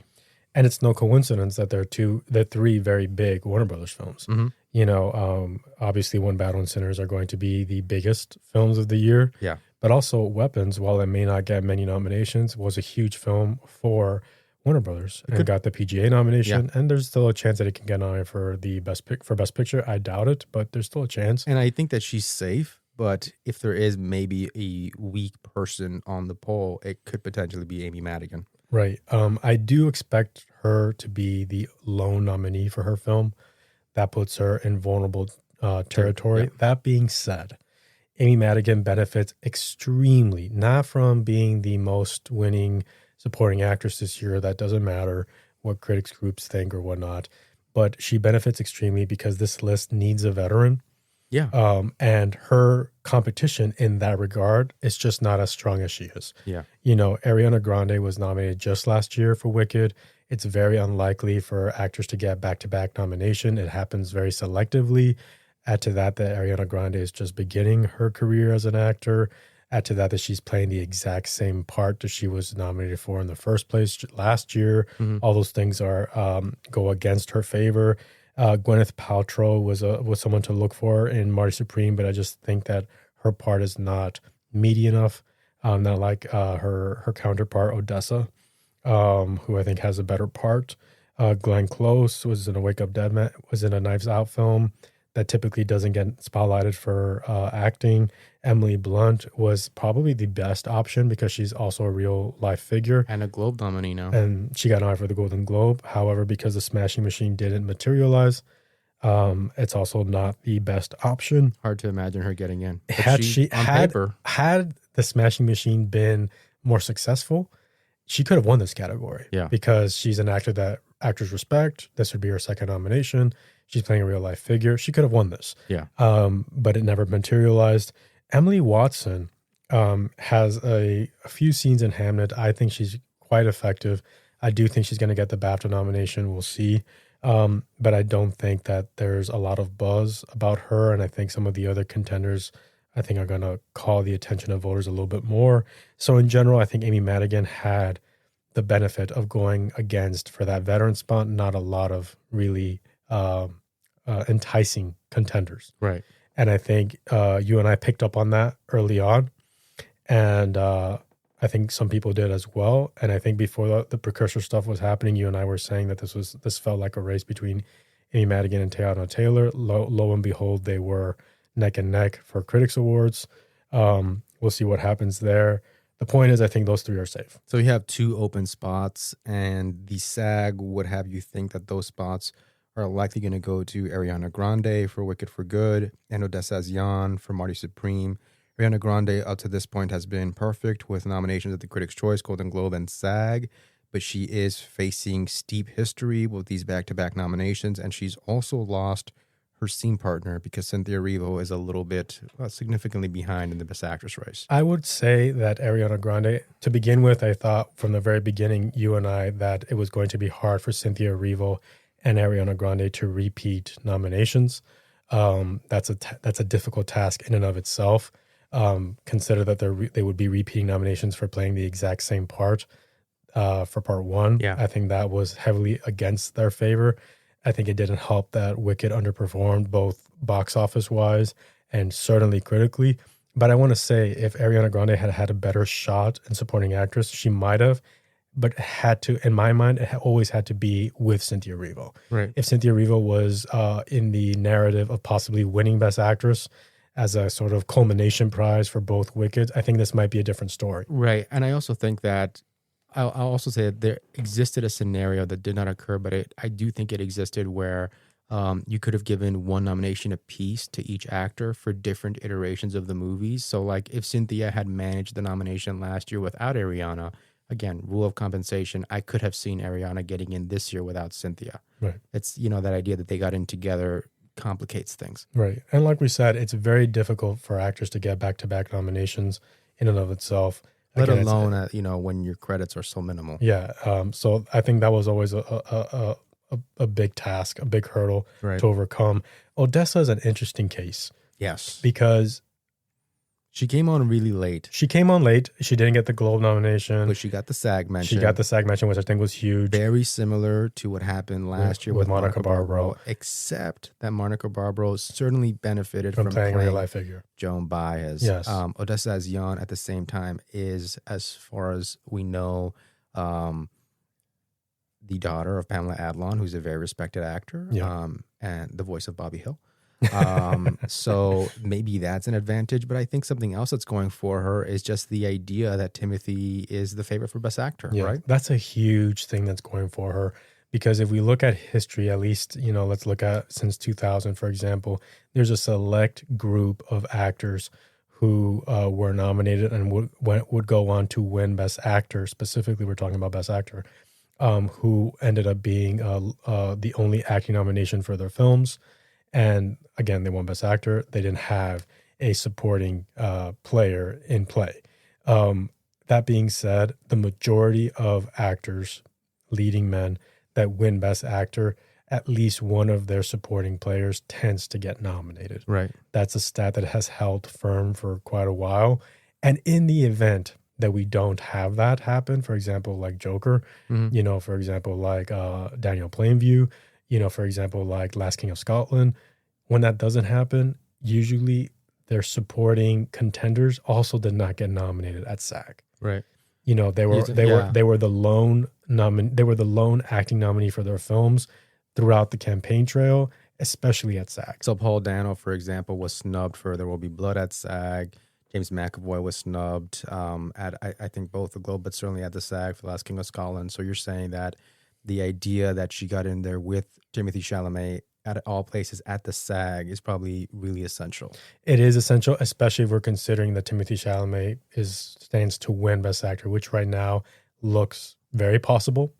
I don't think it's set in stone. I think there's a narrative for someone like Ethan Hawke and someone like Wagner Moura to sort of, usurp that spotlight and attention. But as of now, it's it seems like Timothée Chalamet is going to win. Well, let me ask you a question, and I don't know if this complicates it or not, but I can't remember if Felicity Jones was able to get that nomination for The Brutalist last year. At the SAG? At the SAG. She did not. She did not. No.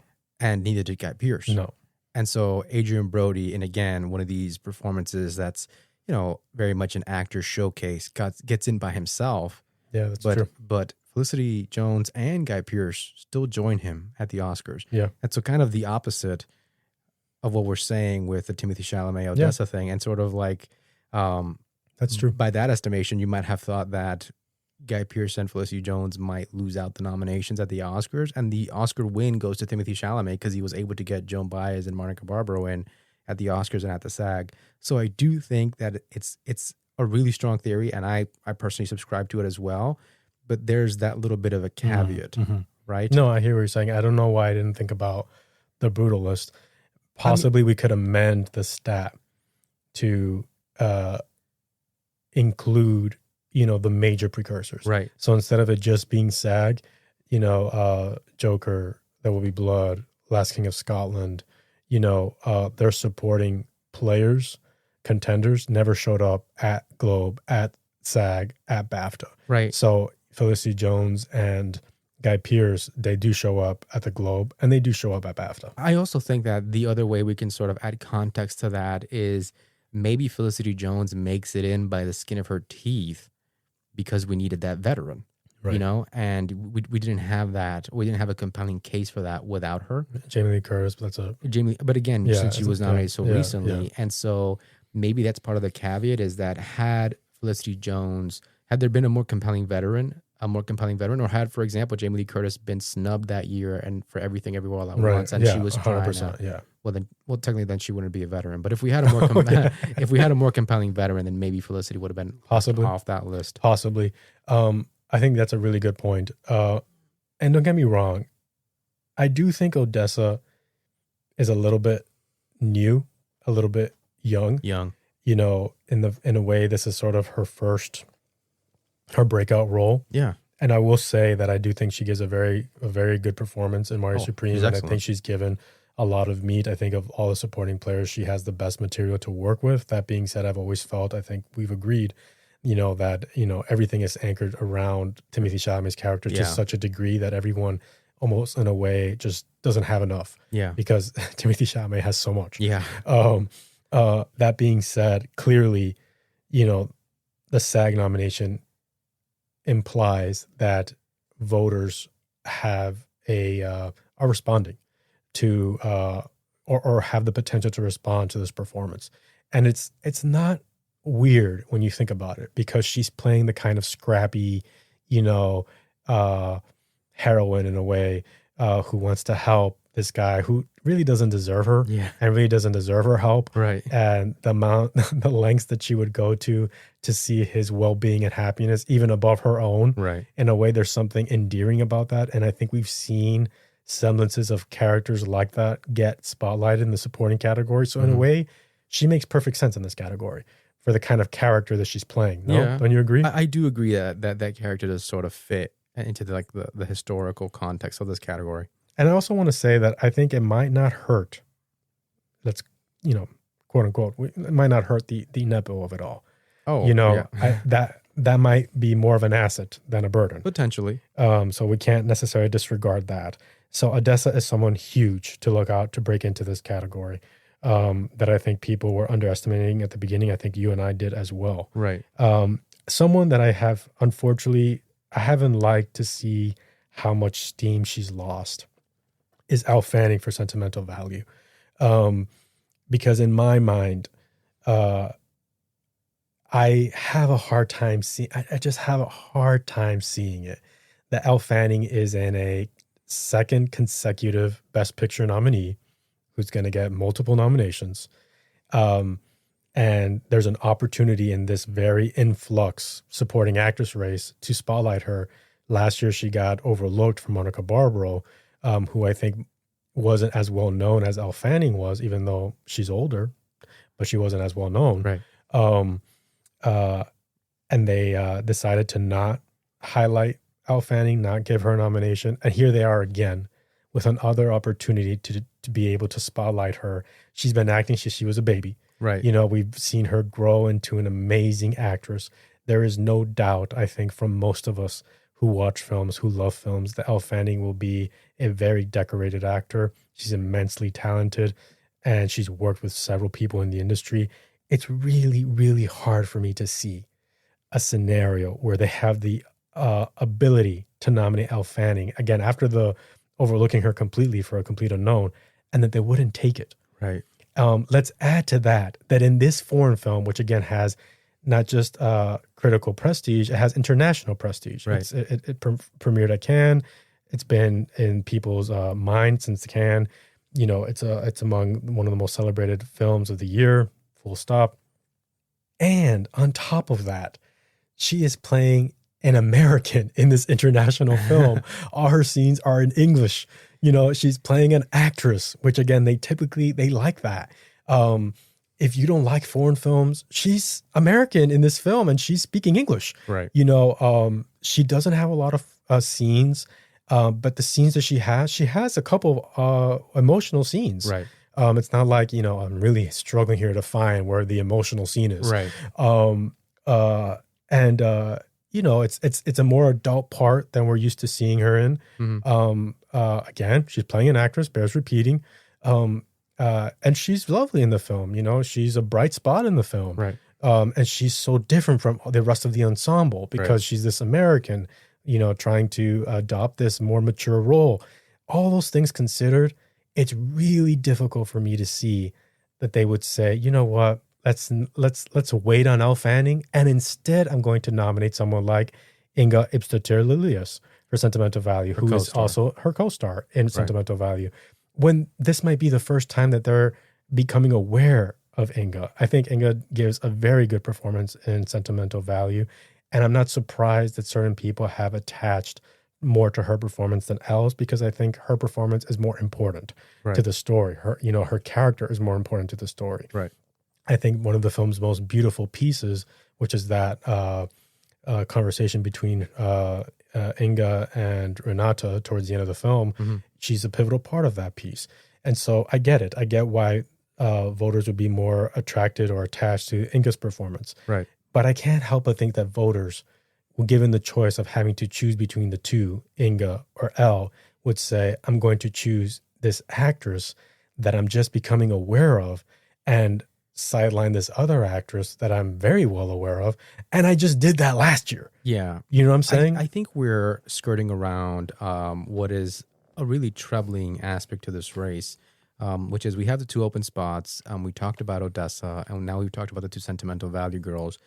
But we need to contextualize this also around the idea that Sentimental Value scored a massive 0 at the SAG Awards. Right. And that it's very difficult for a film to go from 0 SAG nominations to multiple acting nominations at the Oscars. A lot would have to go right. I'm not sure we found any sort of precedent in history for it. You can go from, Adrian Brody in The Brutalist from 1 to 3. You can do that. And very often you can go from 1 to 2. But to go from 0 to potentially 4 seems to me like a bridge that's very far. And even to go from 0 to 3 also seems, I think, not as likely as it once did. I will say that if there are two performances that are going to survive it, it is going to be the lead actor that we are all aware of from Worst Person in the World and the Golden Globe winner who has had a career in Hollywood for upwards of 30 years. So that it makes me wonder if a reality does exist where both these actors are on the chopping block. And to make matters worse, Elle Fanning did not make the BAFTA long list, which is pretty damning. Yeah. At the same time, they're both missed the SAG. I think the one thing that Elle Fanning has that makes me second guess her ability to get in beyond her own filmography and her success is that she wasn't nominated by the Australian Academy, which is pretty good, where Ingo was not. No. And so there's a conversation to be had here. Like, is there even a chance that Sentimental Value can even crack 3? Or is it just going to be the central father-daughter relationship that voters are possibly most enthusiastic about to break into the race? Right. I think that's a good point. I will say that we went back and so far we've only been able to find instances where a film received 0 SAG nominations and still at least landed 2. For example, Roma did not get nominated great example. for lead actors or supporting actors and still landed 2. What a coincidence that it's another foreign film. Yeah. I think people talked about it when the SAGs came out. They snubbed anybody that doesn't speak English. Except Elle Fanning, who got doubly snubbed. Yeah. But it doesn't happen. We haven't been able to find an instance where a 0 SAG nominated film all of a sudden lands 3 acting nominations. Yeah. Or 4, even less 4. Yeah. Back to what we were saying in supporting actor. If in supporting actress there wasn't a double up from the same film, like Sean Penn and Benicio del Toro, and it didn't happen in the SAG because they both got snubbed. Right. The likelihood of Inga and Elle both getting nominated is very, very, very unlikely. Yeah. We're already stretching it by saying that maybe if Elle had been nominated, maybe they make room for Inga or vice versa. In this case, neither was nominated. Yeah. So the idea that both could get nominated is, I think, far-fetched. And then the other thing is, if you like Sentimental Value, if you're a voter that was really attracted to it, you're going to have an issue because you can only put one of them at the number 1 spot. And so if we, for example, assume that a lot of international voters are fans of the film, given the results of the European Film Awards, you would have to imagine that maybe Inga has the edge there as the actor, the international actor. At the same time, you could argue that more Americans will feel passionate about seeing Elle Fanning finally nominated. So it's a really, really tough situation to sort of crack. And Sentimental Value is so tough to see what would happen there. But like I said, if this was the first time that Elle Fanning was contending, right? Right. And a complete unknown hadn't just happened, I might be more willing to say, oh, well, she just misses. It's just not an opportune moment. But coming off a complete unknown, where they said, I don't really know Monica Barrow that much, but I'm going to nominate her instead of the actor that I'm more aware of because she has a better part. Yeah. And then do that again consecutively for another Best Picture nominee, to me sounds almost like it's too much. Right. Right? Does it make a lot of sense to me? It does read off. I think one other headline that we're going to be talking about that I just want to mention this to bridge it to our conversation on supporting actor is the idea of Elle Fanning, Odessa Zion, And some other contenders here. This is a very young lineup of actors and Best Supporting Actress. Yeah. Elle Fanning, not much older than either, or I'm sorry, maybe a little bit, I believe, younger. She's basically 1 or 2 years older than Odessa, but Teyana I think is like 35. I think. Right. But I was in terms of the actors from Frankenstein and Hamnet. Right. I think They're similar. they're all sort of in the same age group, which is again a little bit young for what the Academy does, especially in these older in the categories for supporting. Where actually older character actors have an opportunity because they don't get the lead roles. Exactly. So that's kind of funny to see that happen. I think the other thing to mention, it raises an alarm. And I just want to mention really quick, I also think having a list where you include Elle Fanning and Odessa is weird. Yeah. Like I was saying in supporting actor, how is it that Elle Fanning is just now going to get her first nomination after falling, last year very, very, very, in front of everybody because she was part of a Best Picture nominee and she was the only one to not get nominated. Right. And Odessa, who I'm just becoming aware of, is going to land her first nomination. Right. There's a discrepancy there that doesn't make sense. Yeah, I agree with that. And I wonder if it'll play a factor. And I think, a lot like we mentioned for supporting actor, one of the things to watch out for is, voter awareness. And so are voters going to bring the awareness that Elle Fanning has been, working in the industry far longer than either Inga or Odessa? And I think that brings me to the last contender that I still think could possibly surprise here, and that's Regina Hall. Yeah. And the reason why is Regina Hall hasn't really scored very many mentions, and Almost certainly none of the significant ones, none of the televised ones. But as you heard Paul Thomas Anderson sort of, very shout out and thank her very vocally at the Golden Globes, she's a really respected actor. She gives a very surprising performance and a very memorable performance. And I know that there's a lot of actors in the industry, not unlike Delroy Lindo, who admire everything that they've accomplished and like to see her work in all kinds of films. And she's an actor that can do supporting parts and leading parts and comedy and drama. And so, and let's not forget, she's a previous Academy Award host. And so I do wonder if there's room here for a Regina Hall surprise. Yeah. I think that you and I have been banging that drum from the beginning. The minute that Chase Infinity went lead, we said, well, this opens up a perfect opportunity for Regina Hall, who has the least amount of time between the three, her and Teyana and Chase. Right. She has about 8 minutes. And the biggest career between the She has the most credits between the two of them. And so in a way, it's odd. Again, I use the word, but this is odd to have Chase Infinity, who is most likely going to land a Best Actress nomination, and I totally see that happening, and Teyana, who's pretty much a sure thing. And yet the one with the more credits and the more years working in the industry, and she's in the movie, right? In the Best Picture movie, in the same movie, the same exact movie you're watching. She's the one that's going to be left out. She's going to be sidelined. Yeah, that's odd. Yeah, it doesn't make sense. And then maybe if you told me, well, listen, this supporting actress category is stacked. Right. I don't see how you can get across this wall or this one or that one. But this is a very influx category. We're talking about 2 sentimental value contenders that missed. We're talking about a repeat nomination for Ariana Grande. We're talking about Odessa, having her first nomination and what might be the first time that you're recognizing her. You're cognizant of her potential and of her abilities. Right. We're talking about Gwyneth Paltrow, who doesn't have enough meat in Marty Supreme. Right. So this category has been all year long. We've talked about it. Right. Has been a strange category where anything can happen. Yeah. And what's ended up happening is that someone like Amy Madigan in any other year where there would be a competitive supporting actress race would not even factor in. Would get booted out. Yeah. Would be the first to get booted out because of the character she's playing, because of the movie she's in. She's a prime contender to possibly win the category. Right. So this is such a strange category.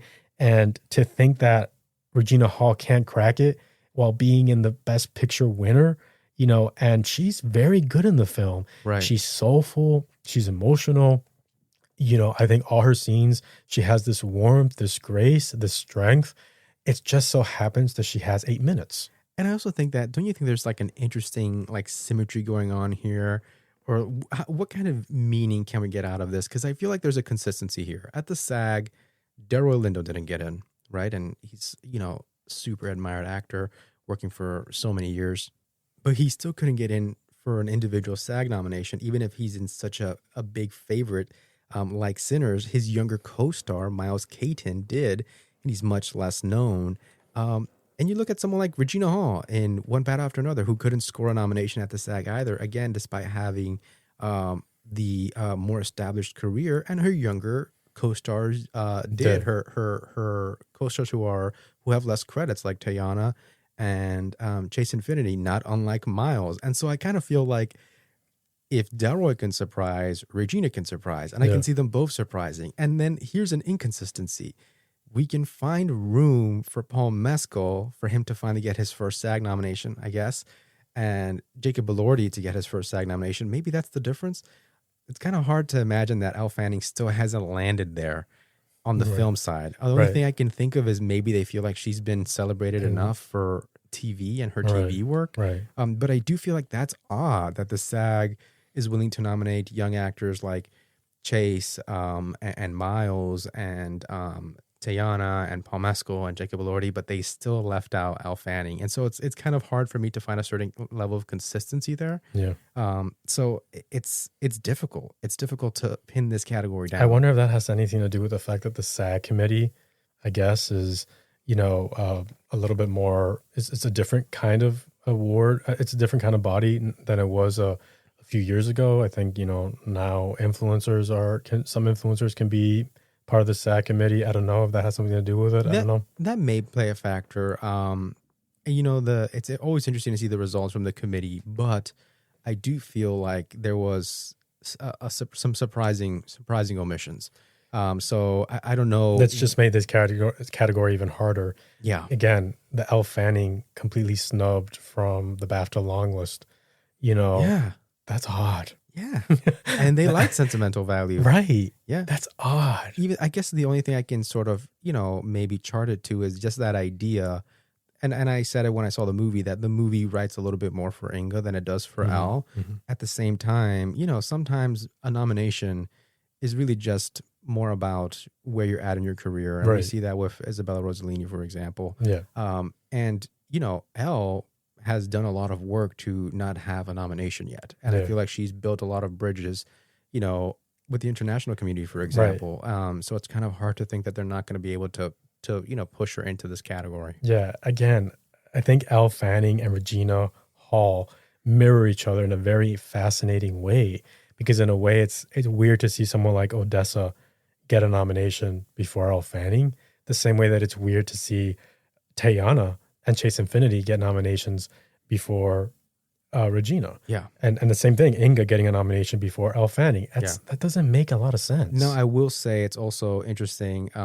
The Regina Hall nomination is the one that would be required if you keep all the other SAG nominations for individual actors for One Battle in Place. It would be the one that is required for it to break the record and get 6 acting nominations. Which has never happened. Right. If they can repeat everyone from the SAG, then they will tie with 5. That's if they can do it. Right. If they can keep that and add Regina, then they break the record. Right. Exactly. And I think that might be one reason that Regina falls short, because unfortunately, if 5 are making it in, then one would have to break history, and that's just not in the cards to break history. It's possible. But Elle Fanning is a different story. Right. And then you had said, can we really go from 0 in sentimental value at the SAG to 3? The only thing I can say is, yeah, you're right. That doesn't really happen.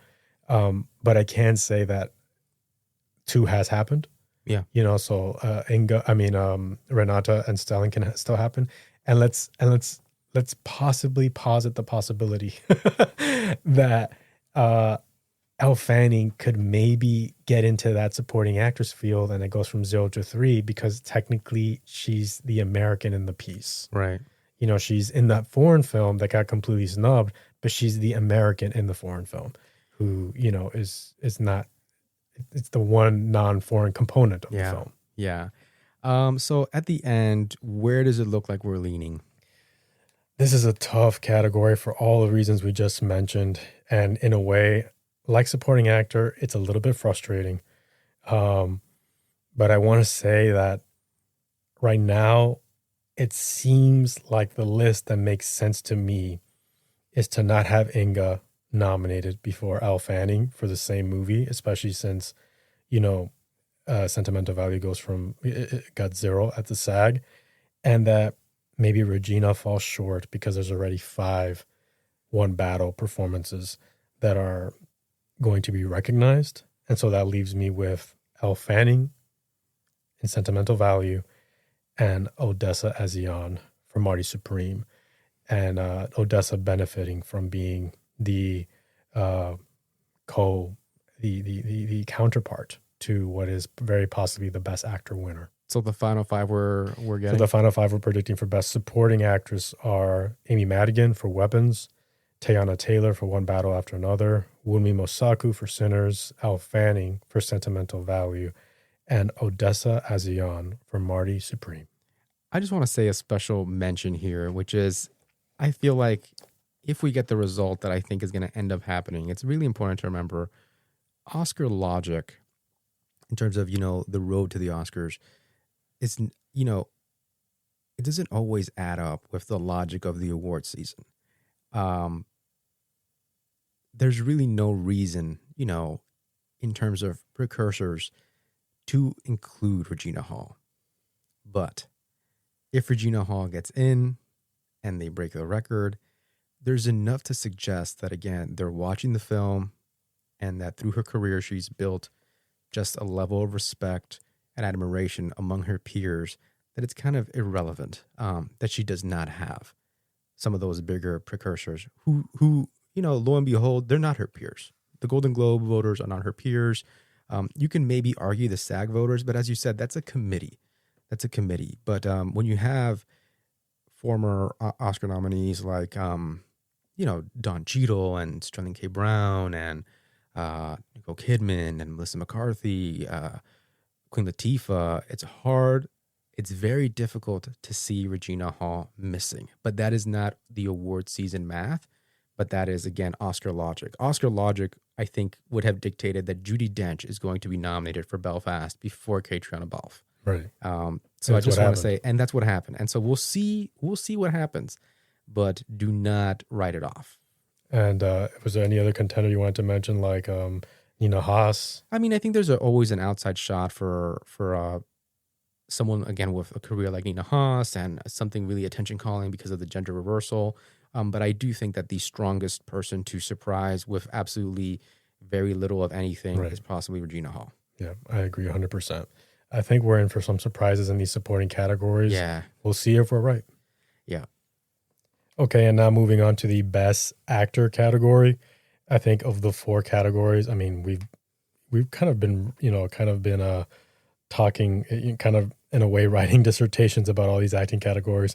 So in the Best Actor category, I do think it's the most competitive, where someone that is worthy or someone that would make absolutely perfect sense to get nominated here is destined to be left out. Because there just aren't 6 spots. There are 5.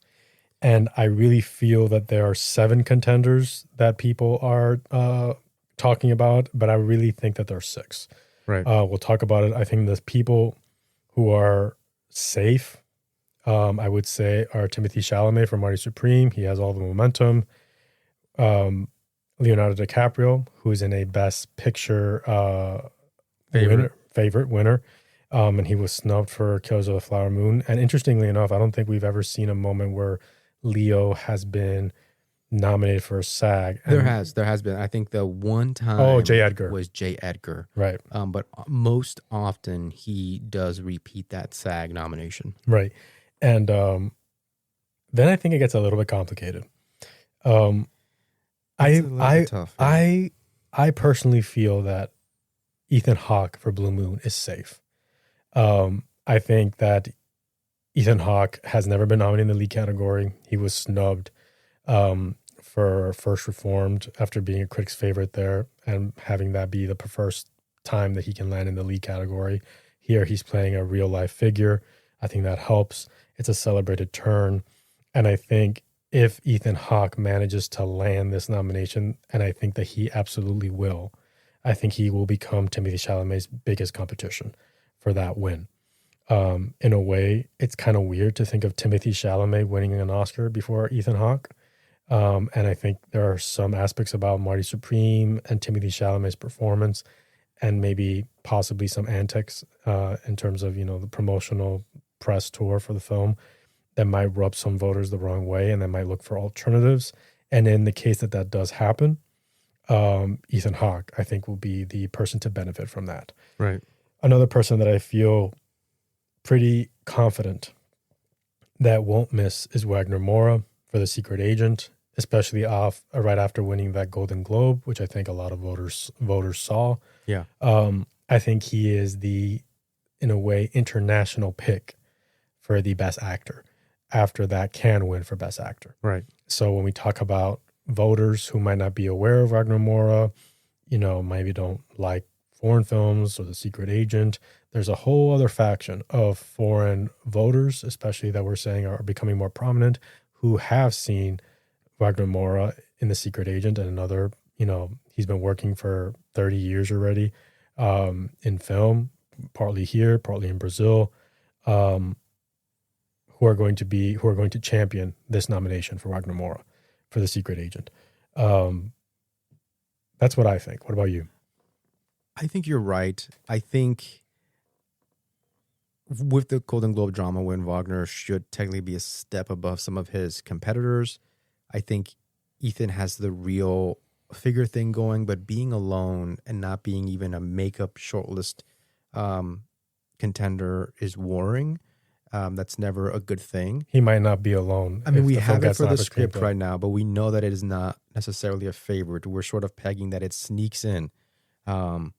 But there's this idea that Ethan Hawke, as celebrated as he is, has never been nominated for lead actor.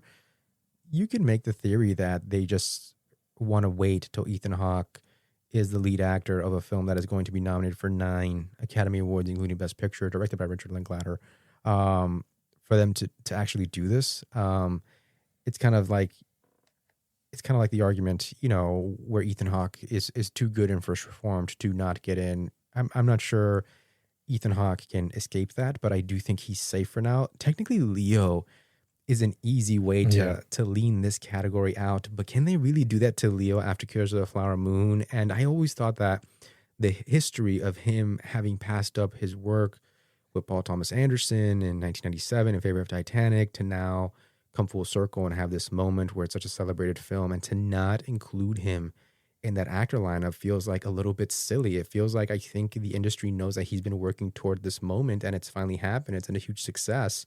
Timothée Chalamet, as unlikely as it sounds, like he's the favorite, but there's as much logic to have him snubbed because he's so young and he's going to get these back-to-back nominations. And I understand that Marty is a runaway hit, and it's resonating with voters, so it seems unlikely. But on paper, if you take those other things out, it's not very many actors who can score those back-to-back nominations. And there's not very many actors who can score lead actor nominations exclusively, which is what his career would be at this point. And I think that's interesting. So I do think the race is between 6, and there is one actor who got a little bit of, I think, of an edge between the BAFTA long list mentions and the SAG nominations, which was Jesse Plemons, right? But you and I, as we discussed earlier with Paul Mescal, Jesse Plemons is a little bit ahead at the Academy. He got that surprise nomination for supporting actor for a Best Picture movie, Power of the Dog. His co-stars got nominated. I do think that most voters are going to say, do I have to nominate him right away? It is a very committed, spectacular performance. And I have no doubt that actors are big fans of Jesse Plemons. And I know they're waiting for a collaboration with Yorgos that they can nominate. That being said, it's not very often that you have, and we research this, not very often that you have at the SAG movies that score a nomination for lead actor and lead actress that do not repeat at the Academy. We saw that's how rare of a species it is to have a film that has equal roles for men and for women. It's a very special thing, and SAG tends to celebrate that, and the Oscars usually follow suit. I think the last time in our research that has failed to transpire, funnily enough, was when Joseph Fiennes got a lead actor nomination at SAG for Shakespeare in Love, along with Gwyneth Paltrow, and only Gwyneth Paltrow was able to, muscle that into a nomination at the Oscars. Joseph Fiennes got famously snubbed, and that was, I think, at the 4th ever SAG Awards. Right. Since then, it's only happened a handful of times, and it's usually resulted in both actors getting in. Now, here's the caveat: is I think that it was kind of a historic year because this year we had it twice. We had Begonia get lead actor and lead actress, and we got One Battle get lead actor and lead actress. And so I guess because we're saying that because we're saying they do the same thing, that maybe you don't need Jesse there, because if you keep Leo there and you can still keep Chase, you can still follow that sort of trajectory that SAG has done. Yeah. And because Leo's in the bigger film, that he's going to be able to hold on to that. Right.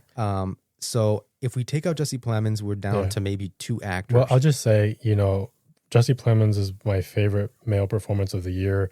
If he were to get nominated for this, it's absolutely deserved. He's incredible in Begonia.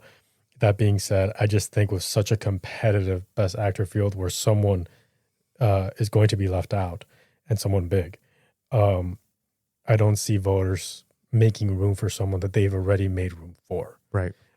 So like you said, taking Jesse Plemons out, we have 6 actors that are fighting for 5 spots. And so we have to talk about Joel Edgerton in Train Dreams, and we have to talk about Michael B. Jordan in Sinners.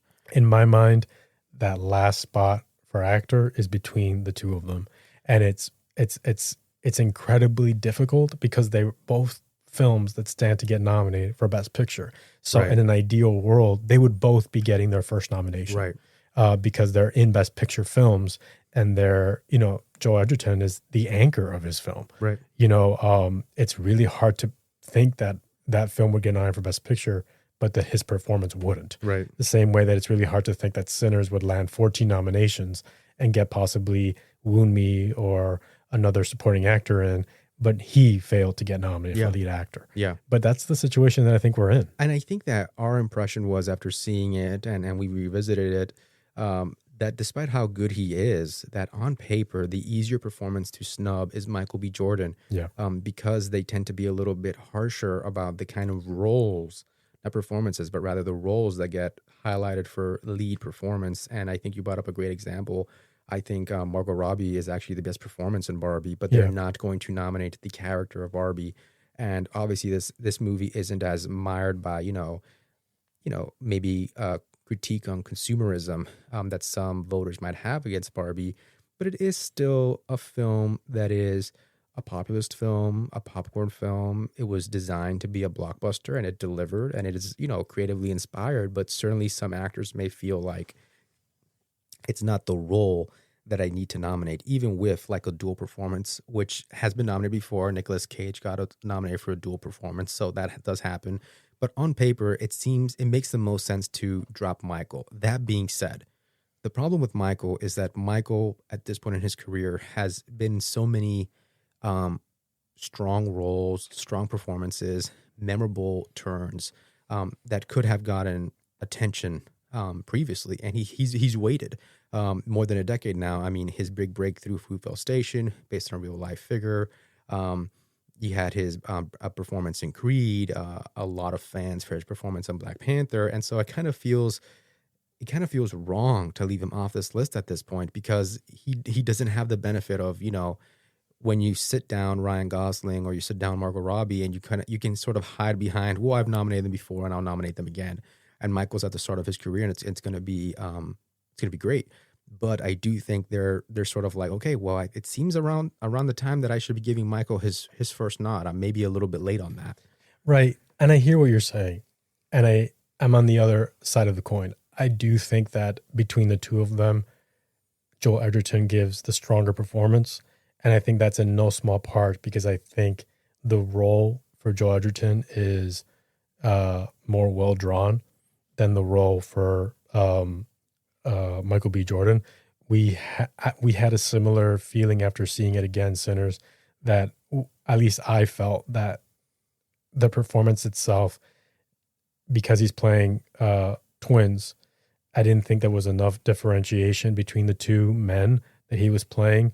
And like I said, I don't think that character-wise that Sinners is, as devoted to performance, at least from its lead, as so much of Train Dreams is devoted to the lead performance of Joel Edgerton. I will say that Joel Edgerton has waited as long as Michael B. Jordan. I think they both had their start in the industry around the same time. Joel Edgerton is older. I will say that.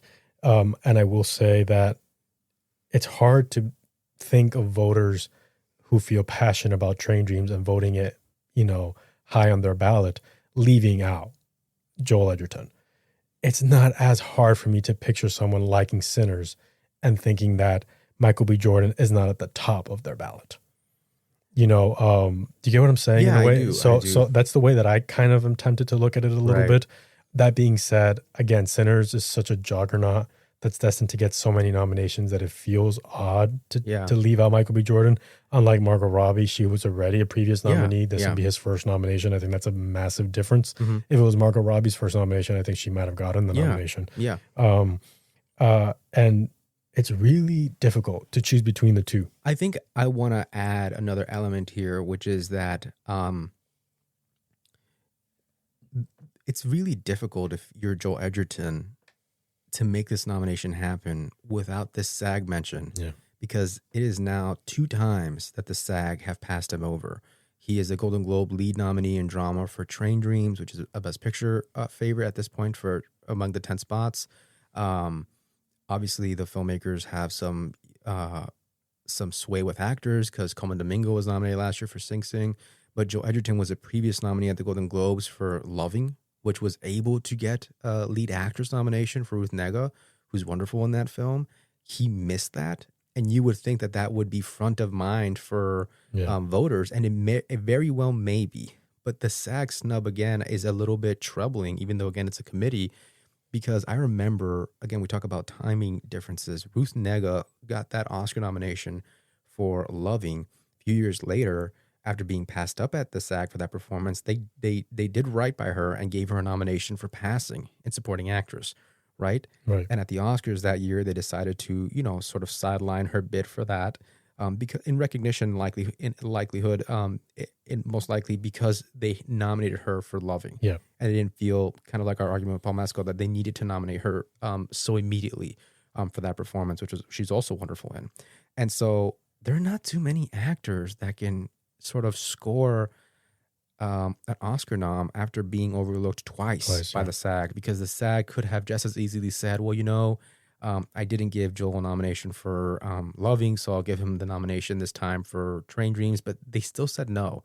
And so I think there's a little bit of a timing issue here, because like I said, I can't think of too many actors who have survived like dual snubbings from the SAG and have been able to get that Oscar nomination regardless. And I think that's a very good point.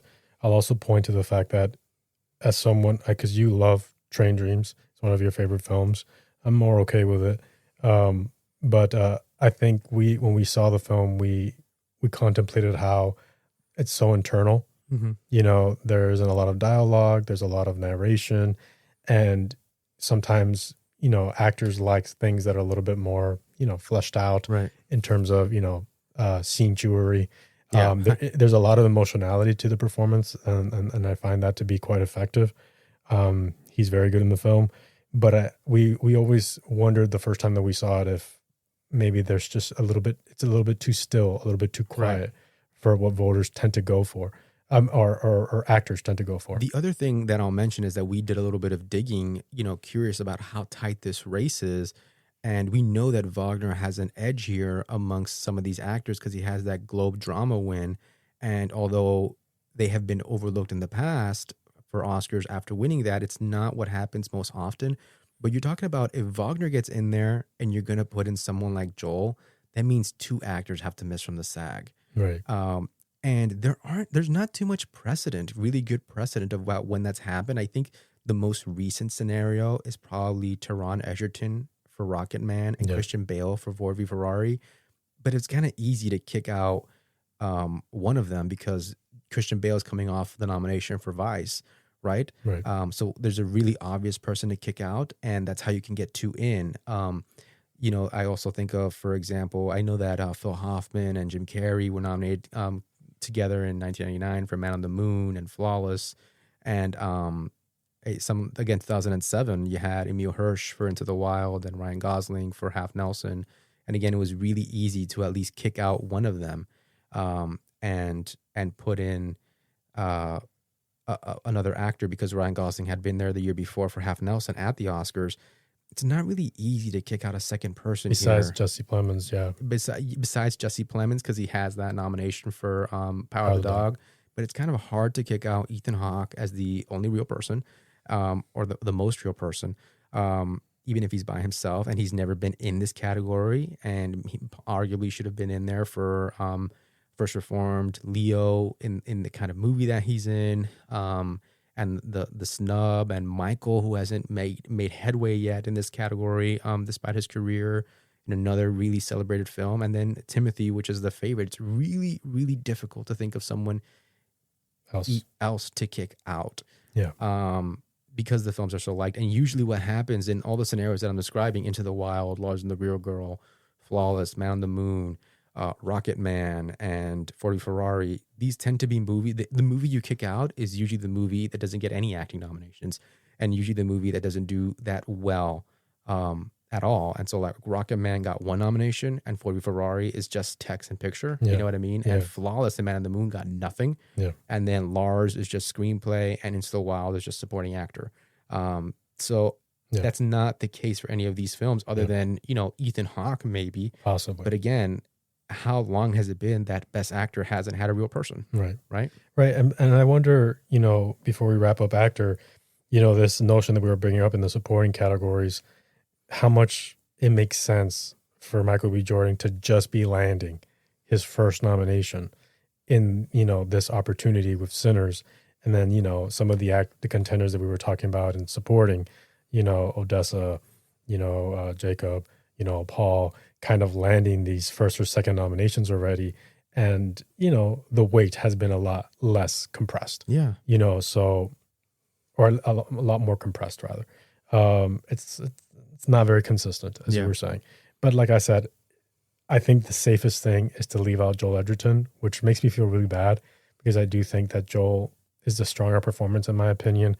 And I feel like he's an actor who constantly gets kind of like sat on the bench. Yeah. And I just don't think that that's fair. Yeah. And I think he's worked with a lot of actors. And I think a lot of actors like Jesse Plemons understand that he's talented and super talented and gifted, and a filmmaker. He's a director, he writes, he's a cinephile. So in a way, I just feel like for so much that he brings to cinema, it always feels to me like he's always the one sat on the bench. Right. Yeah, it's kind of sad. But I do think that you can set down multiple people. I think for example, Robert De Niro gave one of the best performances of his career in The Irishman, as The Irishman, and nearly in the entire movie, and he does not get nominated. And they sort of wait till Killers of the Flower Moon because he was just there for Silver Linings Playbook. Can you see Leo maybe sidelined again? It's possible. I wonder if something shocking could happen where someone like Wagner Moura, who has been working for a very long time, but American audience, American voters, American members of the film industry maybe are less familiar with him and his work, and more familiar with Joel Edgerton and Michael B. Jordan, where they say, well, if I have to pick somebody, I'd rather pick Joel Edgerton, I'd rather pick Michael B. Jordan, and I'd rather not pick Wagner Moura. It can absolutely happen. And I kind of brought up the idea to you where our voters going to maybe say, I kind of feel like I nominated a standout Brazilian performance last year that was also biographical and tied rather poetically to the performance by their mother in Central Station. Yeah. And if voters are going to want to say, I feel like I just did that. Yeah. So let me see if I do something different. The same way that you could argue that's the behavior of putting Leo in. You know, I just left him off for a huge Best Picture movie. Yeah. This one's even bigger, and so I feel bad about leaving him off, so I'm going to put him back in. And so I do wonder if, again, Oscar awareness is going to play a part, and you could see a shocking snub like what you're describing for Wagner. I think, again, it helps that he just won the Globe when voting started. In theory. So he was top of mind. Yeah. But that being said, when voters are presented with this challenge of, okay, who do I leave out, Michael B. Jordan or Joel Edgerton, they might say, well, I like both of them. Mm-hmm. I don't really know Wagner Moore that much. Right. It will be shocking, but look for that to be a possibility. Yeah. So watch out for that. And let's not forget, Wagner Moore did not make the BAFTA long list. Yeah.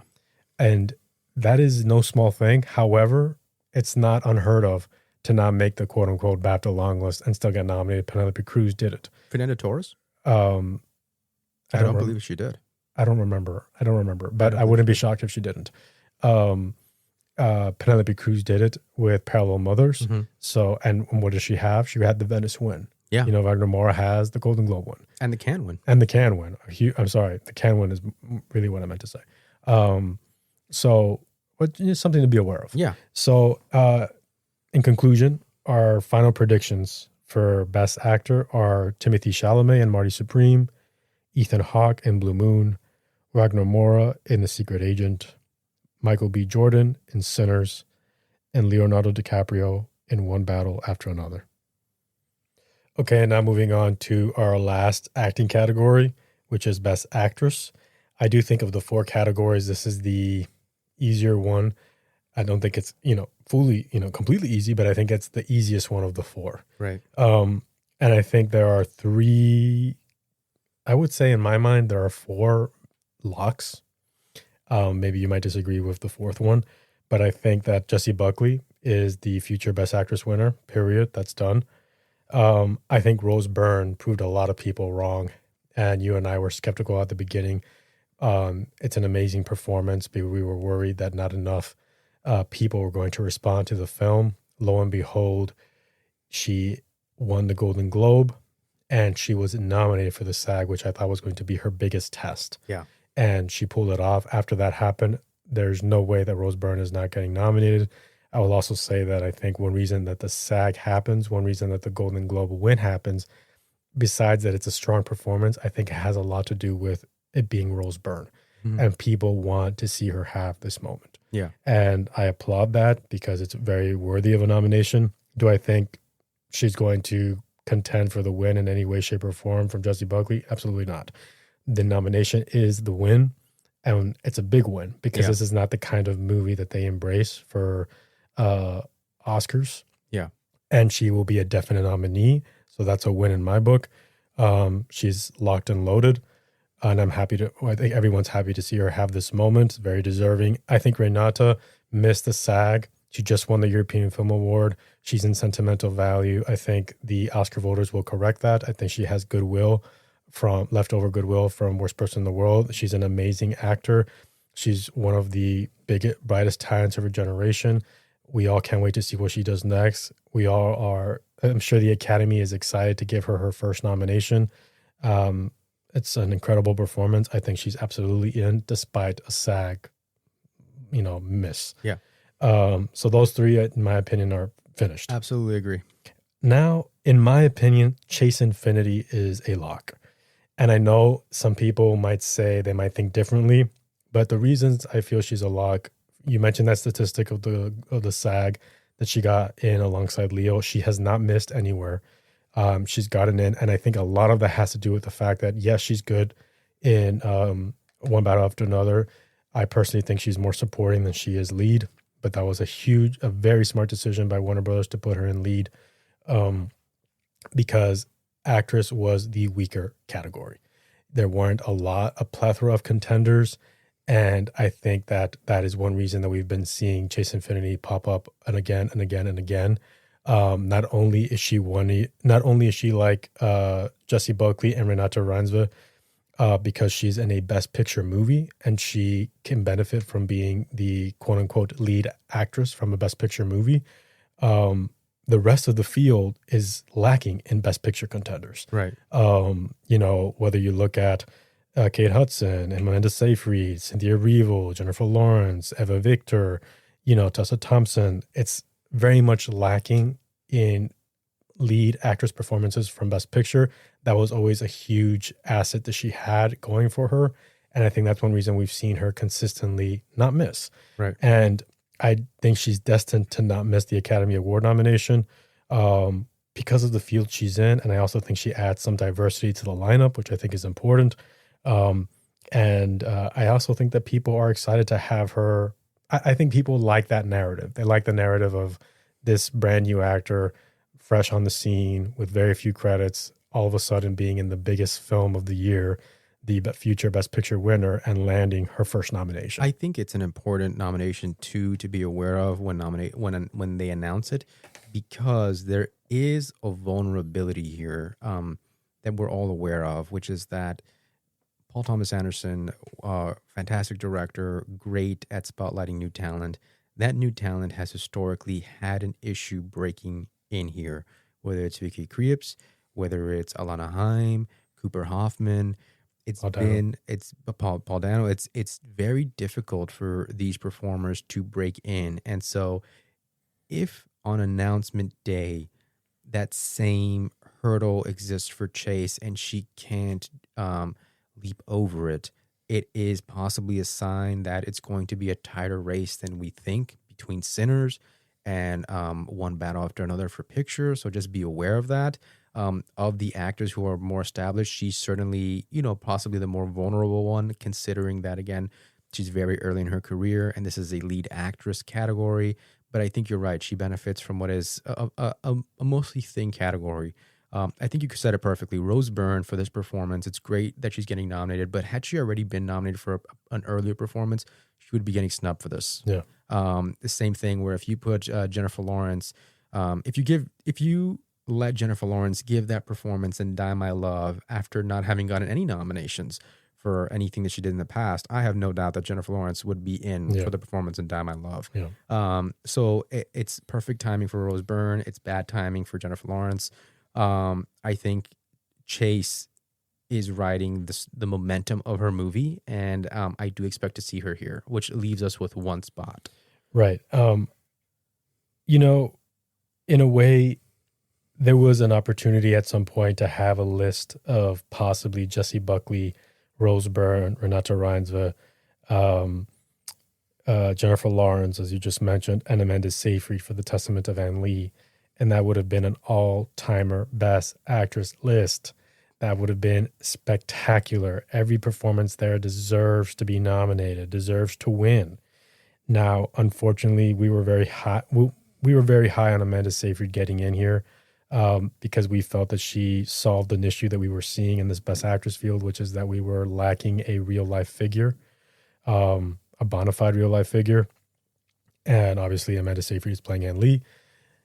However, once we saw the movie, which is one of my absolutely favorite films of the year, it's a very critically acclaimed film. I think it just was released in limited theaters and it didn't have a bad return. That's great. I don't know what will happen when it gets a wider release, but clearly the American industry once we saw it, we understood that it's a challenging piece of work. It's an ambitious, a staggering achievement, but it's going to be a film that voters are going to struggle to attach to get on the wavelength of, and that's what's happened. By and large, the American industry has snubbed it wherever it could. At all the guilds, despite fabulous work. Incredible work down the line, photography, costumes. Production design, music, makeup. It's an incredible film, incredible production. Top to bottom. Amanda Seyfried is incredible. She gives what I really feel is her finest performance to date. She is absolutely worthy of recognition in this category. However, I just don't think it's going to happen. I think her moment was to possibly beat Rose Byrne for that Golden Globe win. Mm-hmm. She didn't. Agreed. And again, I didn't think she didn't because I think even as difficult as I think for some viewers to access, if I had legs, I'd kick you. I still think some viewers will have some voters will have easier time accessing that than The Testament of Anne Lee. Or more voters are going to feel passionate about finally Rose, spotlighting Rose Byrne, right. over And Amanda. I think Amanda Seyfried might also suffer from the fact that she already is a nominee, so there's not a rush to have to give her a second nomination this early on. And a big time winner also at the Emmys for playing Elizabeth Holmes. So. Might have had a factor in her not winning the Golden Globe also. And so I think that Amanda Seyfried, as much as she deserves to be in here, I don't expect her to surprise. Which is funny because that essentially leaves Fox Searchlight, or rather Searchlight Pictures, with a 0 this year. And the last time they got a 0 was in 2005. Wow. So that's 20 years ago. Wow. Other than that, they've always been able to break into at least one category. And to be honest, I think they had a season low of something like 3. That's the year of Jackie.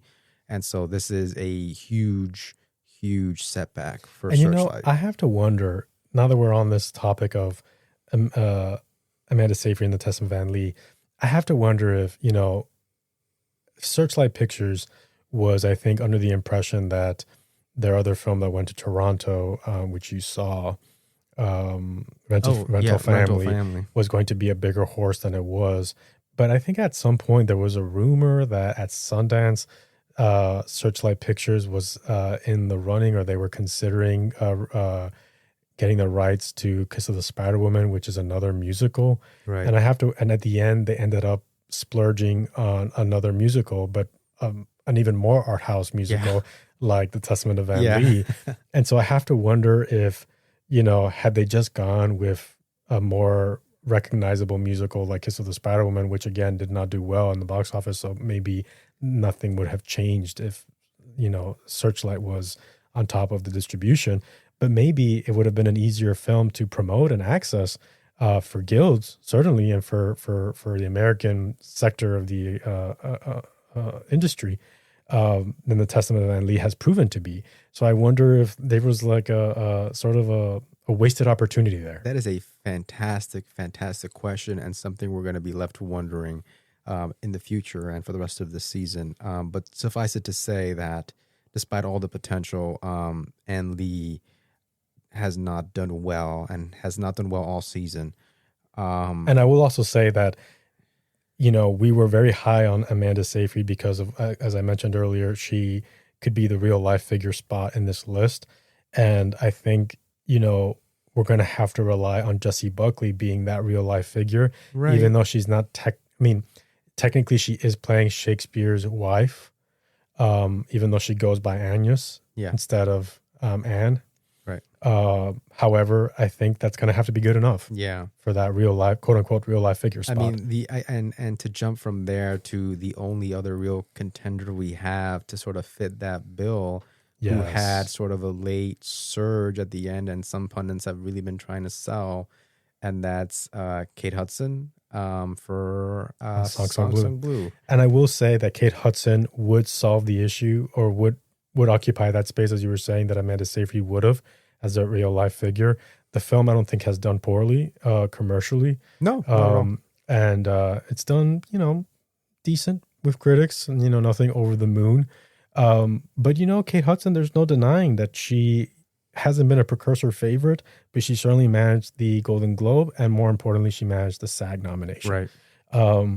I certainly think that many voters, or people rather, people in the press, are considering this to be, a return, a comeback. She hasn't been here since Almost Famous. In a way, it's also a category shift. Mm-hmm. She's going from supporting to lead. She's playing a real life figure, which I think helps her bid. Right.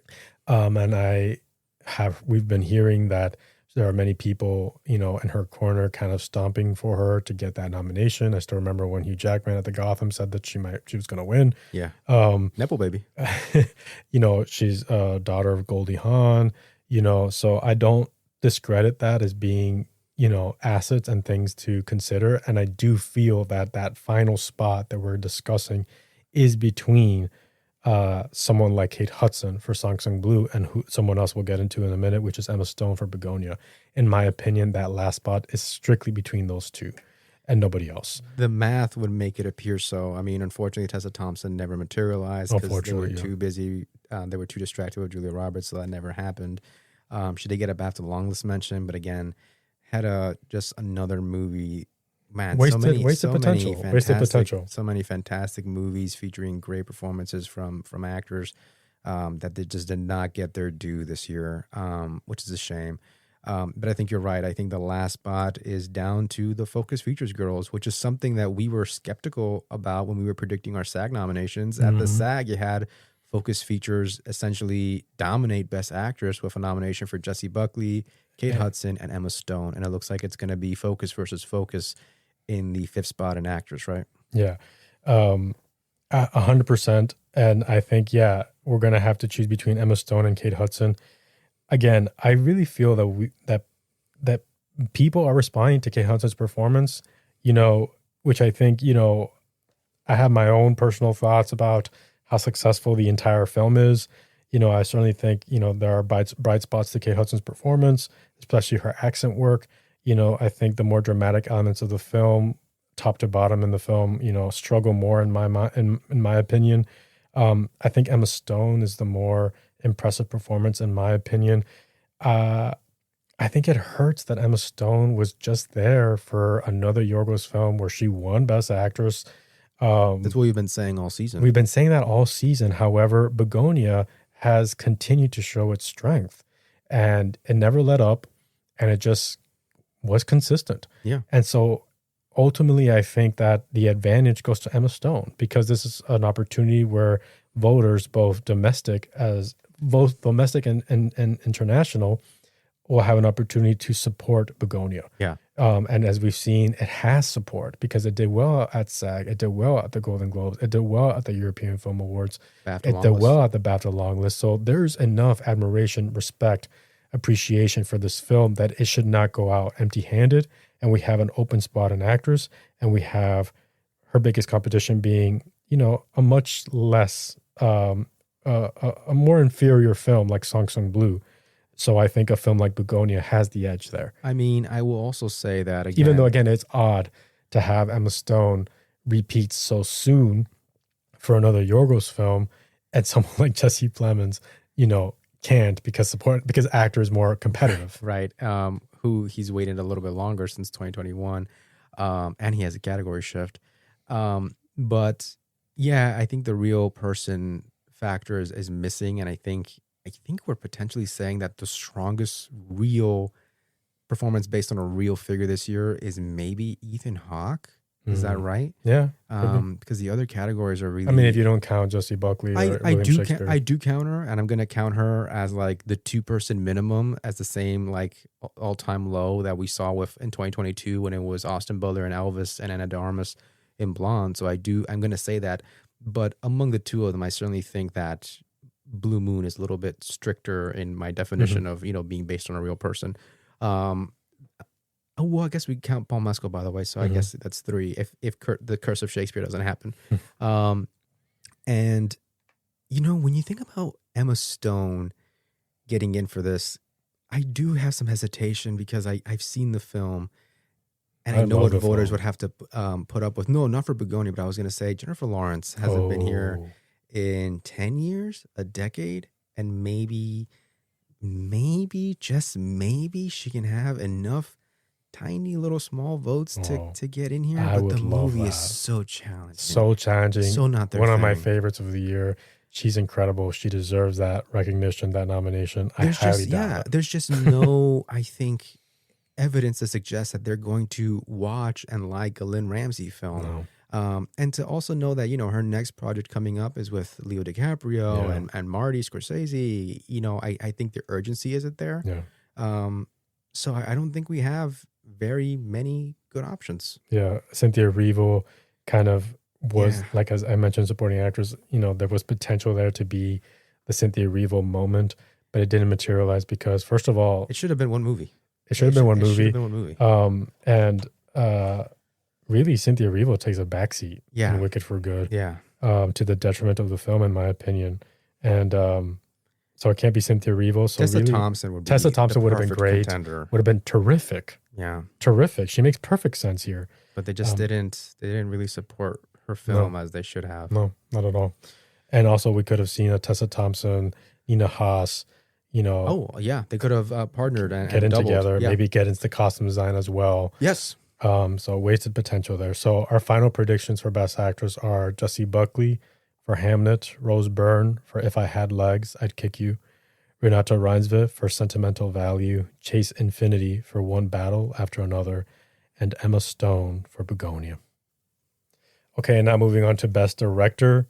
I think it's a little bit of a tricky category as well, but I think that the field is narrowed down to 7 to 8 contenders, and there are a few locks. I mean, I think we should start with the DGA 5, Okay. which should be the Best Picture favorite 5, and that's Paul Thomas Anderson was nominated at the DGA for One Battle After Another, as was Ryan Coogler for Sinners, Chloe Zhao for Hamnet, Guillermo del Toro for Frankenstein, and Josh Safdie for Marty Supreme.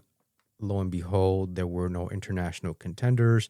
Which is not a surprise. Not a surprise, but we know even if this was back in the dark ages and international contenders had a very difficult time in Best Picture, the Best Directors branch has been one of the most open to international films and titles. And 100%. so we know that this 5 will not hold up at the Oscars. And the very first place to look for replacements are the international contenders. And I think the best person to start with is Jafar Panahi. Jafar Panahi is one of the heroes of cinema, Iranian cinema, certainly. I think it was just an accident being the Palme d'Or winner. This is just the perfect opportunity to finally welcome him into the club. He's never received a nomination. And again, he's a monumental figure in cinema, in world cinema.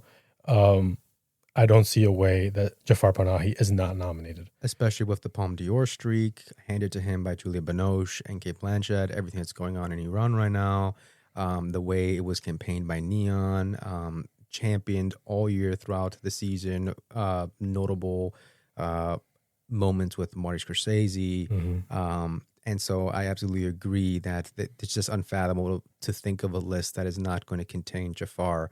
Before we go further, I guess we can maybe agree that there are 2 additional locks that are essentially fighting for the win and far ahead of everyone else. And that's Paul Thomas Anderson should get in, right? He's the favorite to win. And this is, I think, his fourth directing nomination.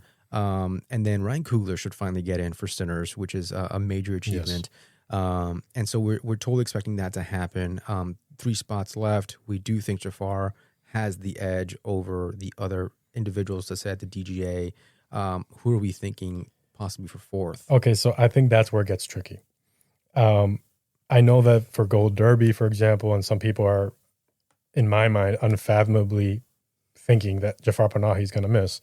But if we take that possibility out, the contenders for those last 2 spots are Chloe Zhao for Hamnet, Guillermo del Toro for Frankenstein, Joachim Trier for Sentimental Value, Josh Safdie for Marty Supreme, and Kleber Mendoza Filho for The Secret Agent. I think certainly the last 2 spots will come from there. Mm-hmm. It's important to note that I believe those are 2 foreign films. Yeah. And then you got 2 previous winners there. 2 previous winners. Chloe Zhao and Guillermo del Toro. And someone who would be making their debut in the Best Director category. Their very first nomination here. And that's Josh Safdie, even though the Safdie brothers have been working for a while. Mm-hmm. In my mind, there's just way too much momentum for Marty Supreme and too much of an opportunity to finally welcome a Safdie brother to the fold that I think that Josh Safdie absolutely has the edge here to get in with his film and get nominated as both a writer and a director. Go ahead. I think you're right, and I think we had a discussion where you pointed out something that was really important, which is this category, beyond traditionally, typically having spots reserved for international contenders, of late, they have been very pro nominating directors for the first time in their career. And it seems like they're making a conscious effort to prioritize that. Yeah.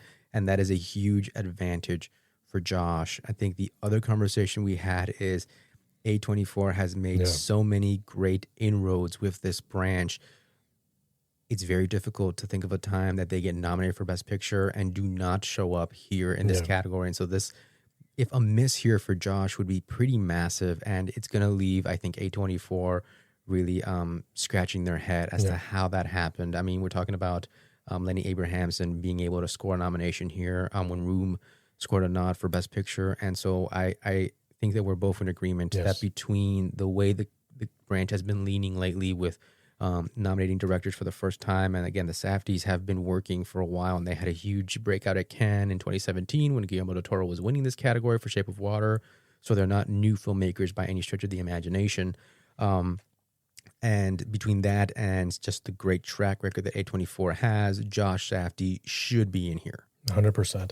And I also think there's something there. It's worth mentioning that the Best Actor winner, if Timothée Chalamet is believed to be the frontrunner for Best Actor, the Best Actor winner should have their director nominated. It's not set in stone. It doesn't happen all the time, but it's more often than not. More often than not. And the last time it didn't happen was Brendan Fraser when he won for another A24 film. Yeah. That being said, that was not the case. That was not a critically acclaimed film the way that Marty Supreme is. That was not the juggernaut amongst the guilds the way that Marty Supreme is. Not a DGA5 movie. Not a DGA5 movie. So it's a complete different scenario. We should absolutely see Josh Safdie and Marty Supreme there. And I think a lot of people are somehow still thinking that that won't happen. And I think you are smoking. No. I just think that people aren't looking at the data, and I think it's really hard for Josh Safdie to miss here. And again, I do think if he does miss, if you're A24, you're gonna really wonder how you lost that battle. Right. And I think that leaves us with one spot. One spot, and it's not easy. However, I personally think there's someone that's way ahead of everyone else. And I'm going to say that person is Joachim Trier. We saw that recently when he just won the European Film Award for Best Director, which has a terrific track record thus far of landing in Best Director for the Academy, especially with the crossover appeal between, international voters and the Academy as of late. He's in, again, a Cannes darling, a critics darling. He's already a past nominee for writing. He's never been recognized in the directing category. So they're aware of his work. And that European Film Award stat is a big one. Also, if he stands to get 3 actors nominated, it's rare to have a film, not a film by a director that landed possibly 3 acting nominations, maybe even 4, and not get an eye for Best Director. That's another thing to keep in mind. And I just think that there's too much going for Joachim Trier to miss this 5th spot. I think all the stats you're saying are really compelling, and they bode really well for seeing Joachim here, especially after that big night at the European Film Awards. I think, the advantage for Chloe Zhao is that she would join history and be one of the few female directors to get invited back into this category after having won. Jane Campion, I believe, is the only one. Jane Campion went from a loss to a win. So, I don't think there's been a female director to go from a win to a second nomination. She'd be breaking history, she'd also be breaking history in terms of how long it takes to get a second nomination for Best Director. Right. As a female filmmaker. And again, that's, I think, an advantage of hers, but it could be a reason why they leave her off the list.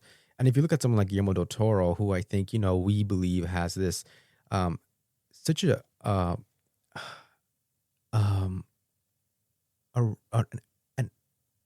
admirable place in this industry. I think people really respect him, but they are really moved by how much he loves cinema.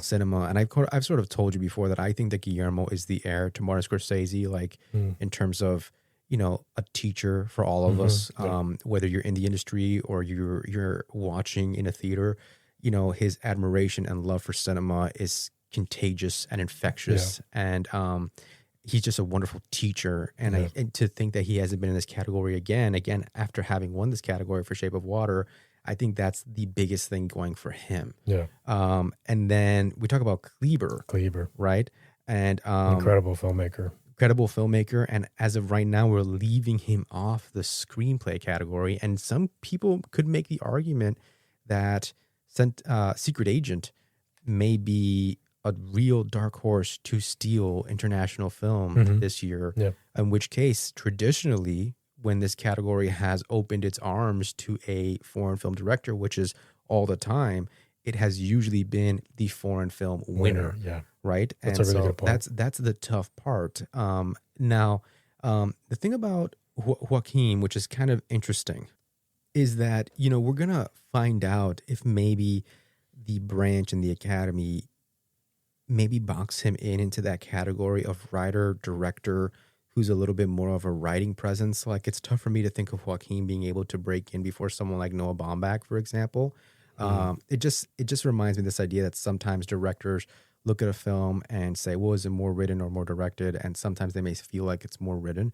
And I think you're right. I think Joaquin is well positioned to break that this year and to follow that European Film Award win to a nomination. But should he fall short of it, I think that may be the case. Just the idea that it's not the, wide-ranging directorial vision that they wanted. Right. If that makes sense. I think that's a good point. If someone were to fall from those 5 that we're predicting, I would most look to someone like Guillermo del Toro to occupy that spot. Mm-hmm. And I think a lot of people might be surprised, but this is not the first time we've talked about it on our podcast, that we're sensing that Chloe Zhao is primed for a snub here. Just because I think the director's branch is notoriously selective. Mm-hmm. I think it's no coincidence, unfortunately, that female filmmakers have had to wait such a long time to be recognized even a first time. That Jane Campion was able to do it rather recently, but had to wait so long to get her second nomination, where she ended up winning. Yeah. Chloe Zhao is coming, as you said, from a win. And I think some filmmakers will be hard on her and wonder if she's done enough in the interim between Nomadland and Hamnet to merit, quote unquote, a director nomination. Yeah. I think that's a big handicap that I don't think not enough people are talking about. Right. It's just not something that they tend to do. If she were to pull it off, I think it would be, again, as we said, historic, and I think a big moment for female filmmakers. Yeah, humongous. Absolutely. But it's not what they typically would opt to do. Yeah. And so, as you said, I think there's a big trend here for them to acknowledge and embrace new filmmakers into the fold. I don't think it's a coincidence that in our 5, 4 of them are newbies who've never been recognized. And one of them is a filmmaker who has been here before, but has not had an Oscar. Right. Has never won an Oscar. Right. Both Chloe Zhao and Guillermo del Toro are Oscar winners for Best Director. Right. And I think that goes a long way in them possibly saying, okay, well, first people off the chopping block are Guillermo del Toro and Chloe Zhao. Right. And I do want to say that the other thing that is worth mentioning is just the idea of Guillermo del Toro, beyond having this sort of iconic status amongst fans and members of the industry, is also the idea that Netflix does well in this category. And Netflix, I don't believe, has ever doubled up in Best Picture and failed to score Best Director. That's a good point. And that's a pretty damning thing. And that's yet another advantage that Guillermo has. The question is, who does he wield that advantage over? And maybe, if you consider Jafar Panahi and everything that he represents and Joaquin's win at the European Film Awards, maybe you could make the argument that he can get in there over Josh, who will be nominated in so many other categories. Could be, maybe. But then A24 does well. You do have to think that A24 is really going to take that, that L pretty seriously, because this is now their highest earning film. You know what I mean? They put all their chips in this massively budgeted film, which is not their thing, and it's paying off. But yeah, that Netflix stat is also pretty damning. So this is going to be a quiet bloodbath, when it comes time for the announcements. Yeah. I like the way that we're leaning, but there's good reason to see any of the other contenders show up. Yeah. So again, don't be shocked if there's a very surprising snub here. I think as high as we are on Jafar Panahi, anyone but PTA Ryan Coogler, could possibly be snubbed in this category. But right now we're feeling good about, for our predictions for Best Director, Paul Thomas Anderson for One Battle After Another, Ryan Coogler for Sinners, Jafar Panahi for It Was Just an Accident, Josh Safdie for Marty Supreme, and Joachim Trier for Sentimental Valley. And finally, the final category, drum roll, Best Picture. And so, in a way, I'm glad this is the last category because I think most people feel pretty good about 9 spots, and I agree with people on 9 spots. And the one that I don't agree with, I think that's the spot that we really have to dissect, explore. The most debatable, yeah. In my mind, there are just a select group of films that can get that 10th spot, but we'll discuss it. And so just running down I think I was going to say that maybe the best place to start, because I do feel like there's a huge bifurcating line in this race, which is the DGA 5, right? Which is One Battle After Another from Warner Brothers, Sinners from Warner Brothers, Frankenstein from Netflix, Marty Supreme from A24, and Hamnet from Focus Features. Those 5 films are so ahead of the other films, of which the 2 Warner Brothers films, One Battle After Another and Sinners, are so much ahead of among the 5 that there's a huge line there, right, in the contenders. And then after that, what you'll see is the influx of favored international titles, right, including the big winner from the European Film Awards, Sentimental from Value. Neon, Sentimental Value, coming out of Norway. Then from Neon, coming out of Iran and repping The France, Palme d'Or winner. the Palme d'Or winner, which has historically done well here. It Was Just an Accident. And finally, the movie that has surprisingly, amongst that competition, been sweeping or getting a lot of the mentions for foreign film, Brazil, who's looking to repeat in foreign film, the most winning film from Cannes this year, The Secret Agent, also from Neon. And so that leaves you with 8 spots, right? And then I'll let you pick up on what you really believe is the strongest 9th spot movie. Well, I will say that I think we're looking at a second Netflix film for the 9th spot, and that's Train Dreams, which I think has done really well. Yes, it got blanked at SAG, but it has shown up everywhere else. I think when we talk about American independent films, it's one of the few films that stands out as the spot that's reserved for an American indie. It's not Sorry Baby, and it's not, Twinless. It's Train Dreams, right, which had its premiere at Sundance and has stayed alive because I think people have responded to it that strongly. Yeah. It got the PGA mention. Yeah. It's gotten everywhere I think it needs to be.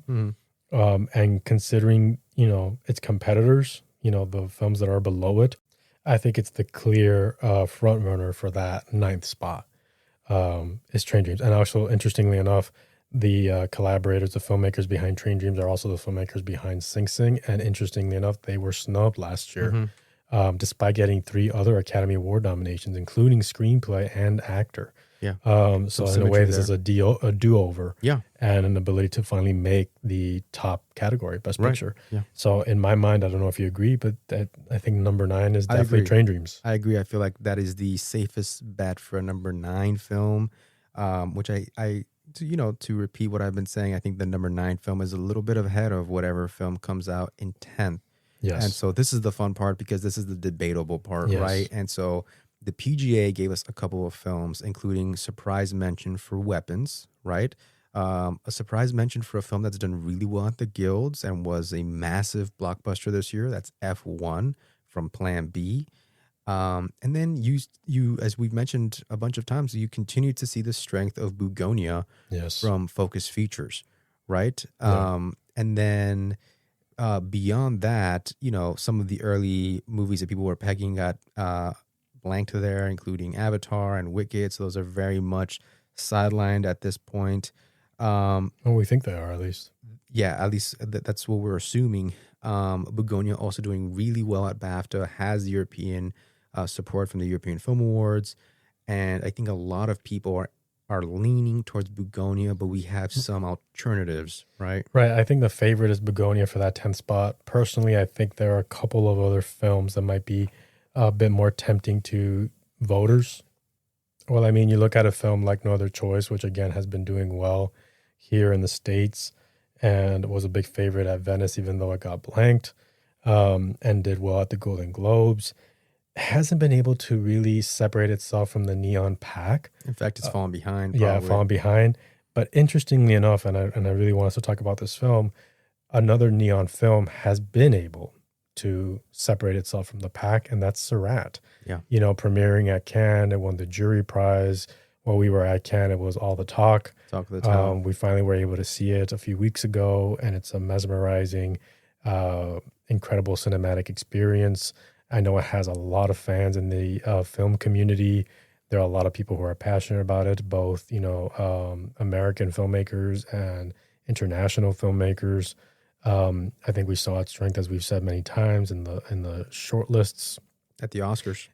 Right. The Oscar shortlists, we saw the strength at the European Film Awards rather recently.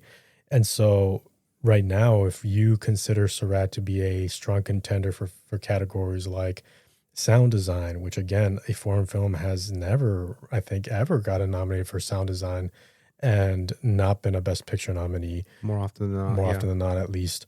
If you consider it to be a strong contender in score, if you consider it to be a strong contender as we do in casting, if you consider it to be a strong contender, well, obviously an international film, you know, you're racking up nominations for Surratt. Yeah. And, you know, I do think there's a lot of passion behind it. What I don't like is filling that 10th spot with yet another neon film. Yeah. You know, there's already a lot of neon films, Yeah. you know, so I don't know that they need to do a fourth one. Again, there's so many foreign films that people have posited the possibility that there's just too many to, it's too, the attention is too divided because there's so many, you know, that not one contender gets enough of the, you know, attention and the traction. Could we be seeing that occur and something like Surratt or even another foreign film that we're predicting is going to get in gets sidelined? It's possibly. possible. It's possible. Possibly. But I think Surratt is a strong contender, and I think a stronger contender than some people are giving it credit for. I absolutely agree. There's something to be said about, you know, the late search for F1, but I do wonder if Plan B, which snuck out a nomination last year for Nickel Boys, can get in for something so populist. And then, you know, the thing about Bugonia is that Yorgos has had such tremendous success that it just doesn't feel like it's walking the same road as, you know, either of his two previous films, of which he was nominated with them. So just the fact that he's not as a strong contender for Best Director potentially. I wonder sometimes about Weapons and watch out for Weapons, because if Weapons shows up here, I think a couple of things can happen. First of all, you may reduce the number of neon films to 3, and you could bump up the number of Warner Brothers films up to 3, and that might be a nice symmetry, a tie for most Best Picture mentions. At the same time, I think it could easily be a sort of rallying call for the future of the business in terms of giving Warner Brothers 3 nominations, and it's maybe the end of operations from Warner Brothers as we know it, because their future and what's going to happen to them in the next year is going to potentially be very different. We don't know what it's going to look like, a future where Netflix and Warner Brothers are, you know, on the same side and in the same building, so to speak. And so it could very much be sort of a swan song to that. Who knows what's going to happen to the New Line brand of filmmaking that was, you know, so many things at the start of Paul Thomas Anderson's career and Born from Horror and Nightmare on Elm Street. So don't be surprised if that happens. And the other thing is, you know, don't be surprised that a mention there is possibly a sign for strength for Amy Madigan to win Best Supporting Actress. You know, they do like to have Best Picture full of the winners, the films that are going to win awards. And same thing, if Surratt ends up there with Neon, expect Surratt to pull out a win somewhere, right? And they're timing the release for Surratt at just the perfect moment for it to take off with U.S. audiences. I think so. I think 100% that's true. And I will say, I echo what you're saying about Bugonia. I find it unlikely, as much as it's a favor right now for Bugonia, despite the power that it's shown, that Academy voters are going to think that a Yorgos film needs another Best Picture mention after being, you know, well recognized for The Favorite and for Poor Things. And those films, I think, arguably were much bigger plays than Begonia is. I agree. Right now, we're thinking maybe screenplay, maybe an acting or two. Right. Which is just, I don't think is enough to merit a Best Picture Right. mention. Again, considering that we're just coming off Yorgos High. Right. I don't know if maybe there's something there about how Yorgos has sort of mentioned that he has to take a little bit of time to reset after this film, but it certainly felt to a certain point, before watching the film, maybe before everything that's happened this season, that the next time that Yorgos is going to have an opportunity to compete in Best Picture and Best Director, it's probably going to, fall in his favor, so to speak. Yeah. And I don't think that, obviously, Begonia is just not the timing for that. And so it feels like if that is the case, why not just wait a little while longer? Right. As we mentioned, Wicked and Avatar, I think, are in the same boat. Right. Of films that, underperformed. Well, at least Wicked underperformed commercially, and it still made a lot of money, but not like the first part, and certainly critically. And Avatar, part 2 was already underperforming critically, and now part 3 is even less. Right. So in a way, they're kind of the same. They're the same film in a way. Absolutely. And so I think the PGA snub makes it clear, and the SAG snub for ensemble, it just makes it clear that I think people want to reserve those coveted spots for more successful films. Yeah, I agree. More important, significant films for the year. Unique films. Yeah. Yes, unique films. And then the other film that I'd like to talk about that I think not enough people are talking about is Blue Moon. And, what I like about Blue Moon is that it would give us a new studio in the lineup. We already have 2 Warner Brothers. We already have 2 Netflix. We have 3 Neons. We've just got 1 A24 and 1 Focus Features. This gives us at least a little bit of new blood and gives us a new studio in Sony Pictures, which has Sony Picture Classics, which has notoriously, historically done well with the Academy. They just know how to reach voters and voters to get voters to see their films. They repeatedly surprise, and I don't think that Blue Moon made a bunch of money.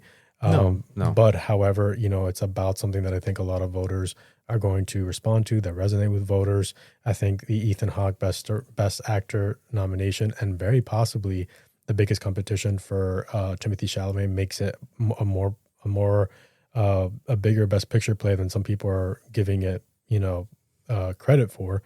I think the fact that it could land a screenplay nomination, an acting nomination, that's a hop and a skipping away from getting a Best Picture nomination. Yes. You got cited in the screenplay world, you got cited in the acting world, you could just get cited in Best Picture. And again, you have someone like Sony Picture Classics backing you. Right. So I really like the possibility of Blue Moon joining this lineup. What keeps me guessing about it is the fact that, if you've seen the film, it's, rather static. Some voters might not, be too, thrilled with that. But I think the majority of voters, have so far responded to it, and or at least the industry, and certainly in the precursors. So I think that there's a lot of love for that film. Yeah. And I like that it's about a historically important figure in the world of showbiz. And we're missing some of that. We're missing some of these real life stories. Yeah, I feel like which that's tend what I to was do gonna well say. in this category. I feel like that's what I was going to say, which is that it does feel like we're missing some of that real life films that have sort of conventionally done well here. And that tied with, for example, the Best Picture mention for the film at the Golden Globes. Yeah. There's Sony Pictures knows how to sell a movie, and you have Richard Linklater, who's beloved by the industry, and also he's had a big year because he had 2 films this year. Big year, an amazing year, but he's beloved by American audiences and members of the American industry. He's beloved by members of the international industry. This film has European money behind it as well. Having, I believe, shot at least a portion overseas.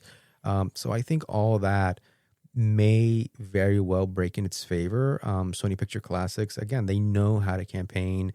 They know how to do their thing. Case in point, Nuremberg, had a bunch of great mentions at the BAFTA long list. Yeah. So they know how to target their voters. I think right now, probably the wisest movie to push in is likely Surratt. I don't know if you agree. In my opinion, as I said at the top of the category, I think it's really between two people for that 10th spot, and that's Surratt and Blue Moon. I'm not as high as you are on weapons, even though I see the logic. I just don't think, again, I think Sinners has usurped some of that attention. Mm-hmm. And, if you've seen weapons, it's not your typical Yeah, Oscar I fodder. totally agree. Yeah. And so I think in a year where they have 10 spots and there's the ability to go for something like Blue Moon, which is comfortably Oscar fodder, or something like Surratt, which isn't typically what Oscars go for, but has this, has appealed to so much people, so has had such a broad appeal among the industry, international and domestic.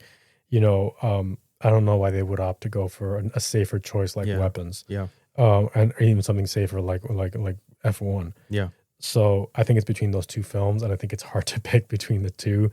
A part of me wants to say that I think it might be smart to kind of hedge your bets and go with Blue Moon for screenplay and the possibility that it lands screenplay, actor, picture, and go for Surratt for best picture, and the possibility that it lands casting, score, sound, international film, and picture. To me, I think it's, if you get your timing right, Surratt is potentially the best sound winner. And I like the winner for best sound being in the best picture lineup. I think that's a really good point. And so I think we've discussed it. We've, gone back and forth. And I think we've agreed that we are going to place Surratt in that last spot for best picture. And in a way, it is weird to have 4 neon films in best picture. Of course, that's obvious. And so many foreign films. But I think when we look back at this year, we'll see that it was a very special year where Neon was able to get 4 films into foreign language films. And those 4 films were so beloved that they landed in Best Picture as well. Right. So I think we're looking at a very unique, special year. Who knows if it's, the beginning of things to come or not. Right. But in this particular year, I think that's what the cards are reading. Yeah, I agree. So in conclusion, our picks for Best Picture are One Battle After Another, Sinners, Hamnet, Mighty Supreme, Frankenstein, Sentimental Value, The Secret Agent, It Was Just an Accident, Train Dreams, and Surratt. All right. And so that concludes this rundown of our predictions, our final Oscar predictions for the announcement for Oscar nominations coming up soon. That'll be on Thursday. Catch up with us next week as we recap the results of that, and we break down surprises, and we analyze how many we got right, and we talk about the next phase, which is who's actually going to win the Academy Award. Right, and it's been really fun to dissect this first phase of the Academy Awards with you all. As we said, predicting the nominees is the funnest part. Yeah. Predicting the winners it's a little less fun. It's a little bit more obvious. Yes. This is, I think, where you got to be most creative, where you got to be most on top of your game. And we look forward to seeing how many we got right or wrong. Keep a lookout on our website and especially our Twitter, where we'll be recapping our predictions for all the categories. And we want to do something really cool before we sign off, and it's that after going through all the categories, these are the films that we're predicting to get multiple nominations and how many we're predicting. We've discussed it, Joseph and I, and we are of the opinion that both One Battle After Another and Sinners will make history, and they'll both get 14 nominations. I'll give the caveat that we're not quite sure yet what that extra category is going to be for One Battle After Another. It could be supporting actress. It could be a surprise costume design nomination for Colleen Atwood. It could be a makeup or a hairstyling nomination. But right now we've got One Battle at 13 plus one of those, 14. Sinners for 14. Next up, Frankenstein with 9. Hamnet with 9. Mighty Supreme with 8. And Sentimental Value with 8. Surratt with 5. It Was Just an Accident with 4. Train Dreams with 4. The Secret Agent with 3. F1 with 3. Wicked for Good with 3. Avatar Fire and Ash with 2. Blue Moon with 2. Begonia with 2. And K-Pop Demon Hunters with 2. If One Battle After Another and Sinners can both score 14, I believe that would be the first time in history Yeah. that we have that. Remember, 14 is The cap. the most nominated film of the year, and that's a title shared by La La Land and Ben-Hur and All About Eve. And if those nominations just inch a little bit upward for either of those films, we could be seeing history and seeing a film with more than 14 nominations. So keep an eye out for that. That could be fun. That would be crazy. And as you can see after that, because those two films are sucking up so much air in the room, it was very difficult to come up with films that were in the double digits. If there is another film that's in the double digits, you should probably imagine that that's probably the film third in line to walk out with Best Picture. We'll see if anyone manages it. Absolutely. And so we'll see how many we get right. We'll be posting what our Gold Derby results were when we get them. And it's been great going through all these categories with you. And again, it's taken a while, but hopefully you've enjoyed the in-depth analysis. Right. And we'll see you on the other side. Thank you for joining us. I'm Joseph. And I'm Jules. And as always, it's been a pleasure.